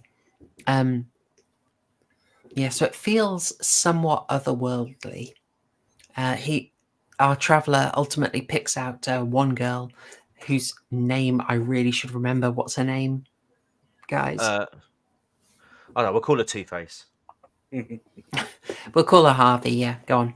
Yeah. Harvey Co. And she is restrained, unlike everyone else who has the red hair. She has blue hair. We get very strong color games in this. She studied she studied gender critical theory at university before it was cool. Yeah. Yeah. She has a facial deformity, you can see, and she says eventually that she knows Komomo, but informs him that she dies. She will give him 3 different versions of how Komomo died, or 4 different versions. He is getting drunker and more despondent as he demands to know the truth. And she just, I mean, that's it. Yeah. That hour and 6 minutes is her telling you a story and then telling you she lied about the story and telling you another story. It's like, and it gets weirder and worse at each time. It's just like, this is what happened. He's like, I don't believe you. You got to tell me the truth. And she's like, oh, you got me right. This is what happened. And he's like, there's something missing. I don't want to know. I need to know what. Oh, that was it though. When she's like, do you want to know the truth? And he says, I don't want to know the truth. I nearly lost it. I was like, what? Yeah. Are you going to walk away? And then he was like, no, I need to know. I need to know. Can I also just praise the Japanese actor who was playing that priest as well? If you are good, you go to heaven. If you are bad, you go to hell. Hell. Yeah, he was like really struggling to get the H's out. It was I don't know, to play a few weed points. The problem is like the H sound in Japanese isn't quite like ours. It's closer to an F. Yeah. So trying to say, and you know, the L and the R, the Japanese equivalent is somewhere in the middle. So getting him to say a word with H and L, that's brutal. Yeah. The very odd decision. Genuinely praising him, like it was like. Oh, hang on, Patrick Batman's got it. Yeah. It's like the ending of Clue. It's so true. Familiar with that one? Oh, they literally go over and tell you what happened. What's his name? I want to find this. I'm trying to get a picture of the guy because I don't have a clear. Billy Drago did chew the scenery fairly well. That's the guy. Oh, wasn't there like a really awful green screen moment as well at the beginning of the episode? That was with. I didn't notice that. That was with No Nos. Oh, it was really, really bad. It was either it was either really weird lighting or terrible, terrible green screen. I think it was really, really weird lighting. It must have been because it looks so weird. It could be. There's a lot of it. I mean, it was visually it stood out a bit more, but oh yeah. Ultimately, she reveals. Oh God. Ultimately, our guy played by Billy Drago, who looks like Nick Cave in the Bad Script, finds out that Harvey Co killed his love. And she did that because she has a conjoined demonic twin that looks like a hand with eyes and teeth. Yeah, and that's really what happened. It basically that's looks actually like in James. there. It looks like James Corden's character from the Emoji Movie. Oh gosh! Yeah. And then he kills her. It doesn't give her any magical power because he just shoots her dead anyway. So it's like, oh, that was a waste of time. Yeah. Oh, and can I just say as well? It's like you wouldn't do it. Bang! That was like he freaking will. Dr. Pepper has highlighted something I wanted to say, which is just like it would have been fine with Japanese dialogue, and it would have been better with Japanese dialogue because the poor actors are struggling. They are really struggling to speak English. Like, and I don't want to. even saying freak, because they were calling like the girl a freak in it as well, Yeah. and they're just like freak, fleek, fleek, fleek. Yeah, it's like genuinely, I was like, it's wait, very oh. distracting. It's really distracting, and Yeah. it kind of kills the mood. And it's lots of unintentional hilarity. So, Yeah, I lost it with that guy. I did lose it when that guy was trying to say heaven and hell. also, really- I mean, I don't know if any of us here. I don't think any of us here are Buddhists, but I don't think heaven and hell is exactly their thing. I know. That's more a Chinese thing. Mm. Yummy. So yeah, I was confused. Dr. Prepper. Yes, I also wondered if this was inspiration for *Malignant*. I absolutely thought that was being. My main thing is I hated the story, and I particularly hated the story of. I'm going to spend time telling you a thing that ultimately isn't true and doesn't matter. Yeah, it just wastes time, doesn't it? It's a total time waster, and it went over the amount of time. We got It was the longest one, wasn't it? It was the longest one. Yeah, Yeah. it's like nearly 10 minutes longer than all the others, and I was thinking this is a bit slow, but I was like, why did this get banned or not banned? Why did the network refuse to screen this? And then we got to this bit. Do you know? Yeah. There was that, and then the end scene. So some of the stories we get told are that Komomo is too sweet, too good. She's a precious being, too good for this world. And so the madam of the place taunts her and tortures her at the slightest opportunity, taking it out on her very crab bucket style. And Komomo is framed for stealing the madam's ring and tortured in a way that I cannot show you any screen caps from. It is But brutal. it's very Cenobite. It's really hard to watch. Yeah. Yeah, the lips and the fingertips. Ugh. Yeah, man. nails under every fingertip, needles into the gums, needles around the eyeballs. Yeah, it was. And like the way she was tied up as well looked very, very sort of like she looked really disjointed. Like she had like one leg sort of like tied up and sort of like hanging along a like a pulley, and then the other leg was like tied up like bent up alongside her hand. And then obviously when she was hanging up, oh mate, I tell you, yeah, it was just the overall scene itself. Because when they started, it obviously there those little like stick things that they lit up and they were like burning her armpits or whatever. And I was like, yeah, that's quite bad. And then she pulls out the needles and then starts doing that with the finger. It was so brutal, but it also felt very over the top. It's very much like his Ichi the Killer thing. I see Dollface mentioning it as well. It's really that kind of Miike film where he's really going all out with it. And you're in this kind of fantasist realm where none of it feels real, which is why I couldn't connect to it. But I just winced. T mentioned, people are mentioning in the chat about Audition. That's where I remember it from. That's where I remembered it from. Yeah, because the killer does that. Yeah, the killer does that in that film. It's just, it's something that's so. It doesn't. It's not the most like grotesque thing.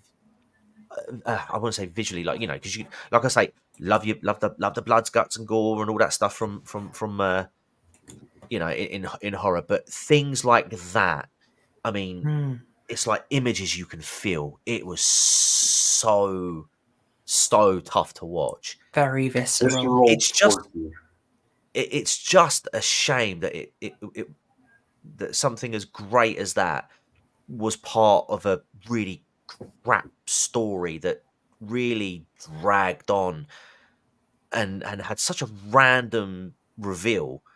I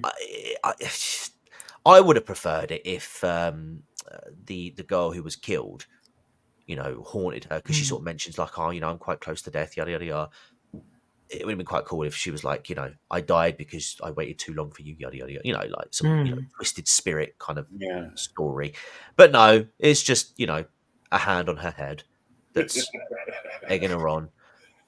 Yeah, it's the torture scene and then the end scene of him hallucinating the fetus in the bucket. Oh yeah, that was another thing as well. Just due to American politics. Well, it was quite interesting because as I was watching that, and you see her when you first see her, like, take the bucket, take the we'll call it a doll out of the bucket, and then just chuck it in the river. And she's like, "Oh, you have things like this in America too, don't you?" It's like, Yup.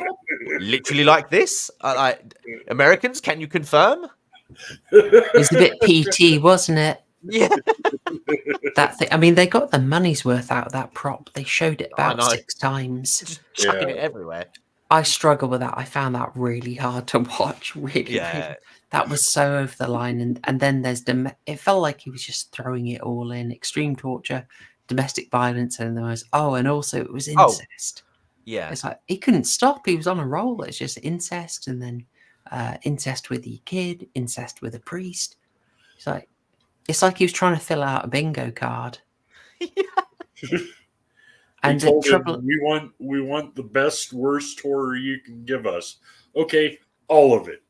Hold my sake. He said he really enjoyed the fact that he was told it's cable, you can do whatever you want, and I think that really was his approach. Because the trouble is, maybe someone is going to rewatch this about 4 times and come up with a really detailed symbolic thing. There's symbolism here. Look at the hair. She's got the blue hair. All the other whores have red hair. And at the very end, when he's condemned, our boy Billy Drago has green hair. His hair becomes green. There's probably a deep meaning. But the trouble is, this is probably how a lot of people felt when we showed them David Lynch. I couldn't connect to the story and I stopped caring. It was too unreal. I couldn't care about anything that happened. Yeah. I would have. It would have made for better viewing if you were kind of like on the journey to the truth with Billy Drago. I mean, obviously they have to throw in the fact that he, he was a bit off with his sister himself. Which they don't make anything of, so they just throw it in there. They just throw it in there, yeah. And all of a sudden, it's not just a conjoined hand twin; it's also a psychic. Yeah, why not? I know everything about you, and it starts like mimicking the sister. It's just like, what the? Come on, watch it. What? How did this dude arrive at this? Oh yeah, this would be a good way to finish the story off. Yeah. And the resolution is still that he just shoots her and it's all over. It's like, okay. Yeah. Yeah. Murgoot, how about yourself? How do you feel about Imprint? It was slow. It was a slow burn, and the ending was kind of disappointing. But I know a little bit of Japanese folklore, so I could understand the hand. But my God, that looked goofy. Yeah. I saw it for a frightening reveal. I was just laughing. That's what the demon is. Fudge. Yeah, it's deep cultural lack of connection with this one. Didn't help. Although it was nice that they had her with the knot on her yukata on the front, proper horse style. Good. That was a nice detail. That was good. That was historically accurate. I was trying to find something nice to say about this. It was tough going. Yeah. I don't really have anything else. I really hated this story. Yeah, it was a crap story. For me, the only saving grace of it was that torture scene. The torture scene and the costuming, and I really liked Billy Drago just chewing the scenery. He was just but even he was like annoying me as well. Okay. I mean, he'd make a great interrogator. Did you murder this person? No, you're not. telling me the truth. I need to know the truth. Oh, you got me. Oh man, tough Okay. watch. I'm going to put it out there. It's a 3 burgers for me. And I feel I'm being generous with that. 3 burgers. It's drowned in ketchup, but there's not enough meat there. There's not enough meat there. I asked for a beef burger, and I tasted it, and I was like, "This isn't a beef burger," and they said, "No, it's a chicken burger." I was like, "What? You got to tell me what it is." And they said, "No, it's not a chicken burger. It's lamb." I was like, "What?" More unflavored tofu burger. Yeah. Oh dear. So yeah, it's a 3 for me, and because it's on streaming and it's streaming in 480p, I probably would have turned it off. But I've dedicated to you guys. How about you, Murgoot? What are you thinking for this one? Just because I knew some of the folklore behind it, I'll give it a 5 with lots of ketchup and 5 slices of cheese on top of it, just because of the effects. The doll being tossed around everywhere, and the demon hand from wherever the heck they came up with the makeup effects for it. Oh dear. Yeah. But 5 is generous. Okay. How about yourself, TCG? What do you reckon? Yeah, I'd probably give it a solid 4. To be honest with you, the story could have been condensed down to, the Billy Drago guy could have been a bit more investigative rather than just screeching, "I need the truth, man." It would have been nice to sort of go through that journey with him, even keeping in the parts where he was an arse to his sister. But as long as we go through that journey, that investigation stage with him to sort of come to the truth, the reveal, it just felt a little bit hollow, with her telling a version, then him going, "That's not what happened," and she's like, "Yeah, okay, no, this is what happened." He's like, "No, yeah, no, that's not what happened." She's like, "Nah, you're okay. This is what happened." No, that's not what happened. Oh yeah, all right, okay. It was actually my conjoined twin who is a hand on my head. Told me to do it all. Just felt very, very cheap and hollow. But the saving points, as I say, that torture scene was awful, and I say that in a very sort of complimentary way. It was very sort of wince-inducing and like, oh my god, sort of reactions, like genuine, sort of sincere, like I am really considering turning away because this is just this is too good. It was, kudos to the actress who went through that. Very effective. Just if only you cared about the people. That's it. Yeah. By then, I was like, okay, just get on with it. But like, it was a harsh scene to see. But yeah, 4. I think that's fair. That's fair and generous. All right. Well, we'll stay on Super Nanny's good side. I'm sure we can do it, guys. We can do it. We will move over to our third story, the Washingtonians, which I believe is is it the final one? It's the third one, yeah. Is it not the final one, but no, there's one more in season 2. Yeah. That's it. But I thought it sounded interesting. I didn't know the director. The premise sounded kind of intriguing to me, so that's why I went for it. There were many to choose from. There's a Dario Argento that I now desperately wish I'd gone for. And I found out that this guy also directed The Changeling. So it's like, that's pretty good. Should have been great. So I think this one is over to you, TCG. Yeah, if you're up for doing the summary. This sucked. family, wife and one kid, who, by the way, has the same modern problem classical solution issue from the first episode, constantly screaming for no fucking reason at all. Oh, it's just a bit of a chicken. All right, fine, whatever. Anyway, they move to this house after the grandmother dies, and presumably they inherit it. Meet up with Colonel Sanders at the door, who's sleeping away, and he seems like a nice man. Gives the girl a lollipop and says it's his favorite flavor, and I think to myself, oh, it must be Rohypnol flavor. Goes inside the house. They're having a little look around, and they find a portrait of George Washington, America's first president. And inside there's a bit of an accident. Girl screams, and the painting falls on her, or nearly falls on her. And there's a scroll inside with a fork, dun, dun, dun. and it's written by good old Georgie boy himself. And inside, for some reason, I don't know who he's addressing it to, but it is but he is addressing it to someone. He's like, "I'll eat your kids, and I'll turn their bones into cutlery," or something like that, And they're like, "Oh, that's a bit weird." And so they show it to some of the townsfolk, and in particular Colonel Sanders, and he's like, "Oh, wow, I know someone who'd love that. How about you give it to me, and we'll talk about selling it?" And he's like, "Nah."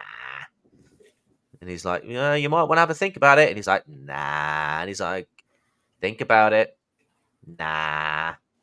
And then just like it just devolves into just some like really weird shit show. You see, sorry, pardon my French, but you see, TCG. The dad's driving home after being out somewhere late at night, and all of a sudden, out of nowhere, I might add, out of absolutely nowhere, some bald guy on horseback and on horseback tries to steal the freaking scroll Through a car closed window. Through a closed car window. Yeah, exactly. Yeah. And he's like, "Hey, love, guess what happened?" She's like, "What?" He's like, some clown on a horse nearly tried to steal the scroll. She's like, "Nah, it's probably just the townsfolk winding you up." Yeah, it just and then after that you get these people turn up, and they try and do like a crap version of The Shining. It's the classic trope of this is deadly ancient order of deadly uber warriors who can't get through a door. Yeah, exactly. This is what we call the Buffy season 1 special. Yeah, and they're like, okay, so the guy's like, all right, okay, I'm going to speak to my historian friend because I need to know what's going on. So he phones the historian, mate, and he's like, "Oh, yeah, it's the Washingtonians. Yeah, they're like a really bad group. You want to stay away from them, mate, because that scroll you've got, it tells you the truth about George Washington. George Washington, apparently, was a cannibal, and he liked to eat children." I was sensing a theme when I was watching these episodes, Horror Show. I just think the people who produce these films just hate children. And they were worried because because America for the last 200 years have been fed lies about what to believe in terms of their former great leaders. And if the truth got out, society would crumble overnight. And the Washingtonians really don't want the truth about good old GW to get out. And so with that, they meet up. He takes the scroll. These clowns turn up again. This time they get through the door where one of them goes, "We're here." And I'm thinking, oh, for fuck's sake. Oh, no. Killed me. And it just gets crap. They take them to this place where George Washington apparently used to eat. They go through this massive exposition dump, and I'm pretty sure that the guy who's like the main one, sort of showing them around, was the dude from Scrubs, who I'm sure I've seen him from somewhere. Which guy? What the like the head honcho who's the like janitor? Dr. Cox? I think it's Dr. Cox. I'm pretty sure. I'm gonna have to look it up while I'm chatting away. But anyway, so they're like, "Oh yeah, we're gonna have you for dinner," and it turns out everybody who lives in the town that the grandmother lived in is a Washingtonian, and they all just eat people, because as you do. And all of a sudden, the historian bursts through the door, and he's got 3 FBI agents apparently, Hmm. and or federal agency calls them, and they proceed to just blast. So they started shooting. As Danny DeVito would say, and they're safe now. Okay, that's cool. And what's going to happen? Oh, don't worry about it. Don't worry about it. They'll cover it up. Like they did everything else. It's Yeah. like, cool. Oh. But it felt like a glorified episode of Goosebumps. That's very fair. I mean, the bit at the Badly end, just when you written. said they'll cover it up, so get the word out. Yeah, I'm What? like, yeah, What? yeah. I'm Huh? I'm Duncan Fraser. Here we go. I think that's him. And I then mean- the end No, sight it's not. gag. It's not him. But he's in all sorts of stuff. Oh, he's in Exorcism of Emily Rose, Time Cop. Who? God, Wait, he's in the Time guy who Cop. played Dr. Cox was in Time Yeah. Cop? No. It's a different person. I've got it mixed Oh, up. okay. Oh god, he was in Supergirl. Okay, but yeah, it was just crap. It was crap. That's quite a condemnation. TCG's gone in fiery. Murgoot, you're going to stand up for this episode, right? Oh, hell no. I didn't even talk about how it ended. Yeah. Oh, yeah. Right, That was the best bit of the episode. So yeah, in many ways. the truth gets out because I should mention at the start of the episode they're on as they're driving along. There's I want to say like an Alex Jones kind of person, like conspiracy theorist person on the radio, and the daughter's like, oh, can you turn it off? He's giving me a headache. And by the and he's talking about order. Oh, America this and government's that, yada yada yada. And by the end of the episode, the truth has come out about good old GW, and the conspiracy guy on the radio is like, no, that can't be true. That can't be true. This is all rubbish. George Washington was never a cannibal. Anyway, they're so disgusted by George Washington, they replace his face on the dollar bill. And who do they choose to replace him with?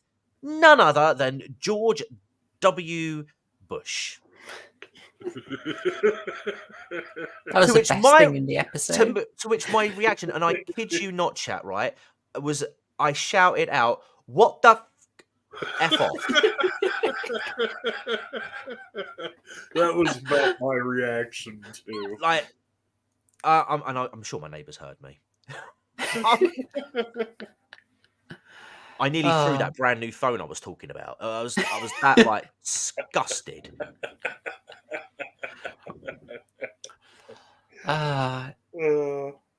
Yeah, you could try and do the detailed dissection on this and be there for any fap's length, but it was just all so shit. I felt it had got the whole. So anyway, we started blasting. Ending was just sort of, oh hey, look, 55 minutes, we can wrap this up. We're not even going to show you them getting shot. We're just like, nah, quick, and now it's all solved. Check the room for survivors and shoot them. God. So, I mean, okay, look, the story is absolute garbage. It's very low quality. The child acting is terrible. Everything is so unbelievably hammed, or maybe I should say long hammed, given the subject matter. You're welcome. This is a hate crime against Southerners. But I suppose one thing that maybe stood out was this is an episode very deliberately on basically, look, here's your foundational myth. This is a bit I really liked, actually. The historian saying that basically history is about myths. That's literally true. Yeah. That is literally true. The narrative you get from your from what you select as your history becomes the basis of your national character. Absolutely 100% on. Maybe it's postmodern, but it's also totally correct. But then the whole episode is about attacking the foundation of America. And we're recording this in 2024 when those statues... I mean, have we had statues of Washington be removed yet? Yes. Yeah. There we go. Yeah. How does it feel in light of that? This is done... the original short 17 story years ago. by Bentley Little ends with the redcoats saving the family. that would have been so much better. I don't know about that. I need to I mean, read. I need to read the short story because evidently it's just as bad. I mean, I almost thought that the Washingtonians were like sort of spirits trying to preserve. Like, I genuinely thought when I first saw them, because they looked all like ghostly and whatnot. I didn't realize they were just geeks who couldn't go full Wendigo. TCG is just like, come on, it's not that stupid. They can be ghosts. Yeah. And no, it was that stupid. Can I suggest like that? You know what? It's kind of like what we were discussing with Vincent Price in The Biographer. The problem is a lack of introspection. Like, what we have is someone who says these Washingtonians as an evil faction and a fake historical narrative. And the person who gets to reveal the truth is apparently just a totally neutral observer. Yeah. Whereas, surely, if you understand anything, if anything he said is true, he should be part of like a rival faction, trying to put his own narrative in place. But this had this really simple idea of, we'll take out the Washingtonians and then the truth will survive. It felt very simplistic, very weirdly uncritical. Yeah, I mean, I'm not even American, as you can probably tell. But my God, I was fuming. This one was. I can't say the word I want to use. The idiocy of the story from the start just thoroughly repelled me. It's just so extreme. They're like literally, we wanted to build a society that celebrates cannibalism. So it's like you want to celebrate by eating the people celebrating it. You're going to have no population. Do you realize how dumb you sound? They went full Shelbyville. Yeah, it's. The whole story is an idiot ball. It really is, yeah. Did you notice one? Wait, was this maybe secretly based? No. Oh, please tell me how. All right. So, George Washington, high tea flesh appreciator, rar, just munches a political rival and rules like an absolute Chad, right? The dad and the rest of the family are all vegetarian, total wusses, doesn't own a gun, doesn't defend his property. A bunch of, LARPers come in straight from the Ren Fair, get in one little fight, and his whole family gets scared, right? They wreck his shit.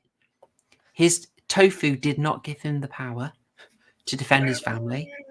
Ergo, Washingtonians proven based and long pig-pilled. No? I thought I'd try it, No. That falls flat.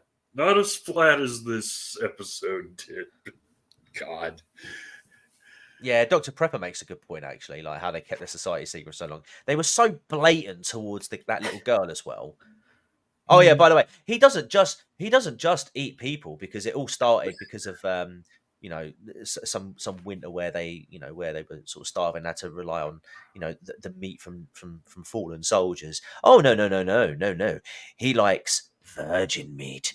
And in fact, it was really weird as well when that historian's like, "Oh, you said you've got a daughter. Is she a virgin?" And he just sort of pauses, like, "She's 10." And then the historian says, "Oh, that's not good." But what's he going to do? I'll get right on that. Sorry, man. I know, right? I wouldn't have been surprised if he turned around and said, "That's not my question, though." Yeah, I just everything was so stupid in this. So freaking dumb. It was so dumb. And it seems to know how stupid it is, but then it doesn't do anything around it. I get the feeling of like a kind of high school enjoyment of trying to be shocking. And then they botched the punchline. I mean, just blatantly botch it. I'll go on. but the whole dollar bill with George W. Bush. Oh yeah. And that and the family turning vegetarian at the end. It's like trying to turn it into social commentary rather than parody, and just no. I mean, I don't know. I mean, if you're put in that sort of situation, I don't know, man. I mean, I'm not personally. I wouldn't be put off by meat, but that's just me. It takes a lot to put me off my food. I do love my food, but yeah, that whole George W. Bush on the dollar bill. I'm because what is it? 2006 when this was released. And I'm sure we all think knew. so, yeah. I'm sure we all knew by then that the weapons of mass destruction were a bit of a cheeky little fib on his part. Citation needed. You know. Yeah, very much so. So you could argue maybe there was a little hint of irony in that bit. It just really threw me. It really did. A hint that was slap you in the face with it. Yeah, I rarely audibly make an outburst, but when I saw that, what off? No, it was crap. That was your sharp satire, the biting satire. Oof. Oh, it was like having just mainlining the Daily Show, you know? Yeah. And Last Week Tonight, one after another, just chop up a couple of lines of those and get them right up the snooter. Oh, dear. Yeah, I hated it. I hated everything about it. Again, felt like a hate crime, a typical New York hate crime against the South. Yeah. It was depressing. The acting was horrible. The Washingtonians are a secret society who go around being extremely visible, and they're super deadly, but they're also useless. They get them into their lair and they just then explain things. I know. Like, oh, we've got to thank you for this. Just eat them. Just eat them. Do you talk to all your meals like this? You know, and the whole point... I don't get chicken out of the fridge and have an half an hour conversation with it beforehand. Like, Jesus God, just put it in the oven.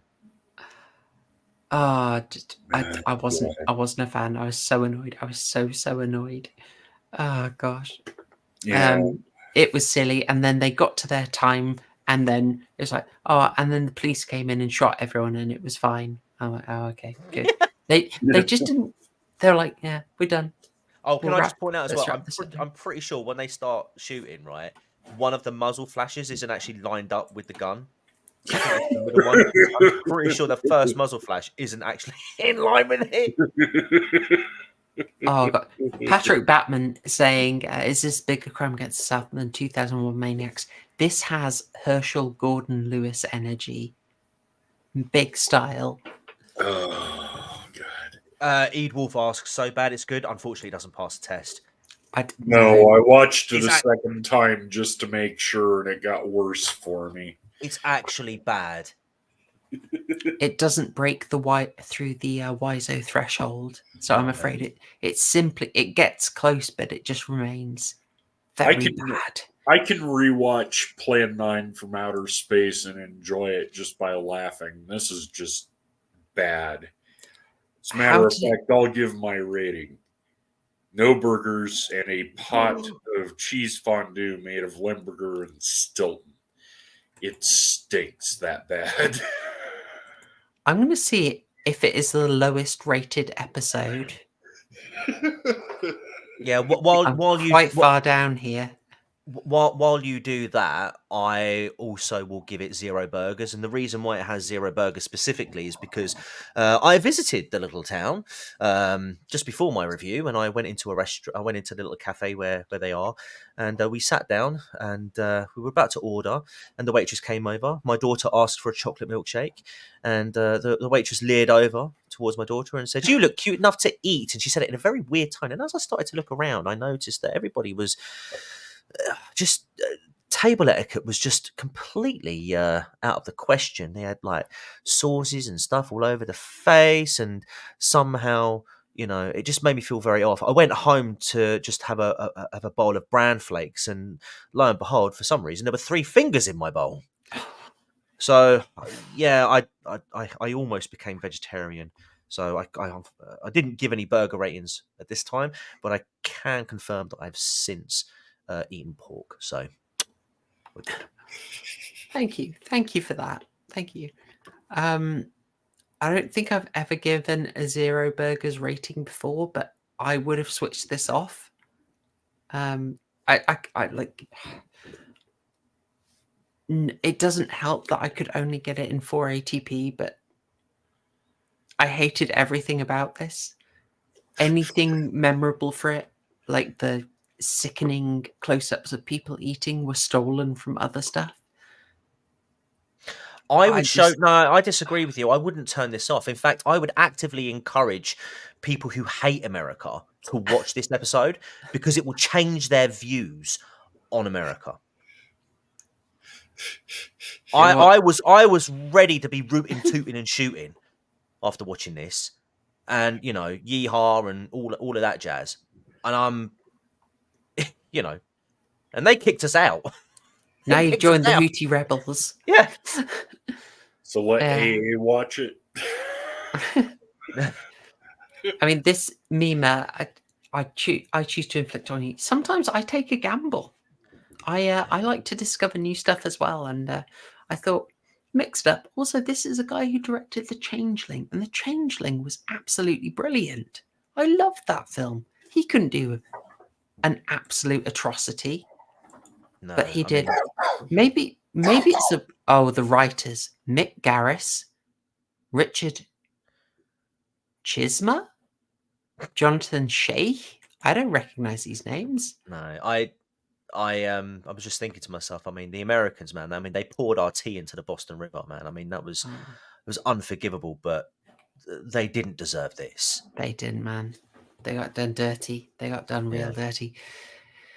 Is it a 0? This might be a 0 burgers review. I think it's 0 burgers because I would have turned this off. It annoyed me so much. So there you go. I think that's your first ever 0 burger score from me. So I come out of this not scoring it particularly high, but Stuart Gordon takes the top spot. A fairly low ranked Takeshi Miike Imprint, and then this right at the bottom. Have we all got the same order? I think we have, haven't we? Yeah. This was a tough watch, guys. Yeah, I just want to end up, you know, like how they give wooden spoon awards to the to like the person who comes last. Whoever made this gets a bloody spoon made out of the bones of cannibalized children. If you were trying to get burgers for this film, Gordon Ramsay would come in, shut this whole crap down. Yeah. You're feeding your customers poison. So check the Enriab asking, have Enriab had mentioned this earlier about the Dreams in the Witch House in the style of the point and click adventure. That sounds really interesting. Yeah. TCG, you said you want to do a horror game episode arc. I really want to do that. This could be one. We could do that. Yeah. Do I have to play it? Enriab sent me the watch through that he watched, and it looked pretty interesting. I would do that. For that arc, that would probably be April, but I'm up for it. Okay. It's the next free arc, so that could work. I mean, you can watch some of my playthroughs if you wanted to do that. Any of them as part of it. I see. I do want to try it myself, but you know, I get so scared of these. I get totally scared. Yeah, do it on a live stream. Do you know what? I probably wouldn't play these games on my own, but when I have like a little audience, like little people there going, "Oh, you can do it," or "This is fucking hilarious," keep getting jump scared. It's nice to not be alone. I genuinely mean that. Yeah. Oh, I might risk it. That could be. It might be a one and done if it's a nightmare, but maybe I'll make it members only for you guys. All right. Well, I want to stay on the right side of Super Nanny. We're cutting it very fine. There's not much disagreement on the scores. This was largely bad. I'm sure there is some good stuff in there.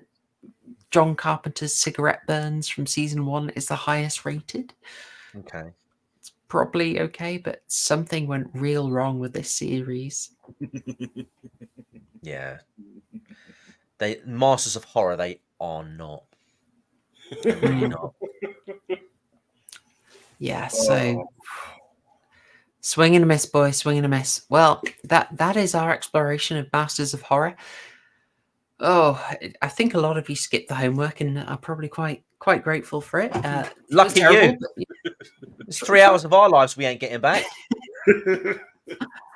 Well, 2 hours I'm not getting back. I like Dreams in the Witch House. Yeah, yeah, 2 hours. Well, okay, I'll give you that 2 hours. Let's see. Next week's is a lot quicker. So we'll do the horror homework now. Horror homework for next week is going to be Beyond the Black Rainbow, which is 109 minutes long. That's from 2010. That's a science fiction horror film. That's a member request, which I should have done a long time ago. I'm delighted to cover it now. I think he'll give us quite a break. So that is horror homework. Beyond the Black Rainbow from 2010. Next month, I think actually the next arc is up in the air. It's either going to be less well-known Wes Craven, or it's going to be later stage Christopher Smith. Well, have to see on guest preferences. We'll see. But there you go. That is our discussion of Masters of Horror.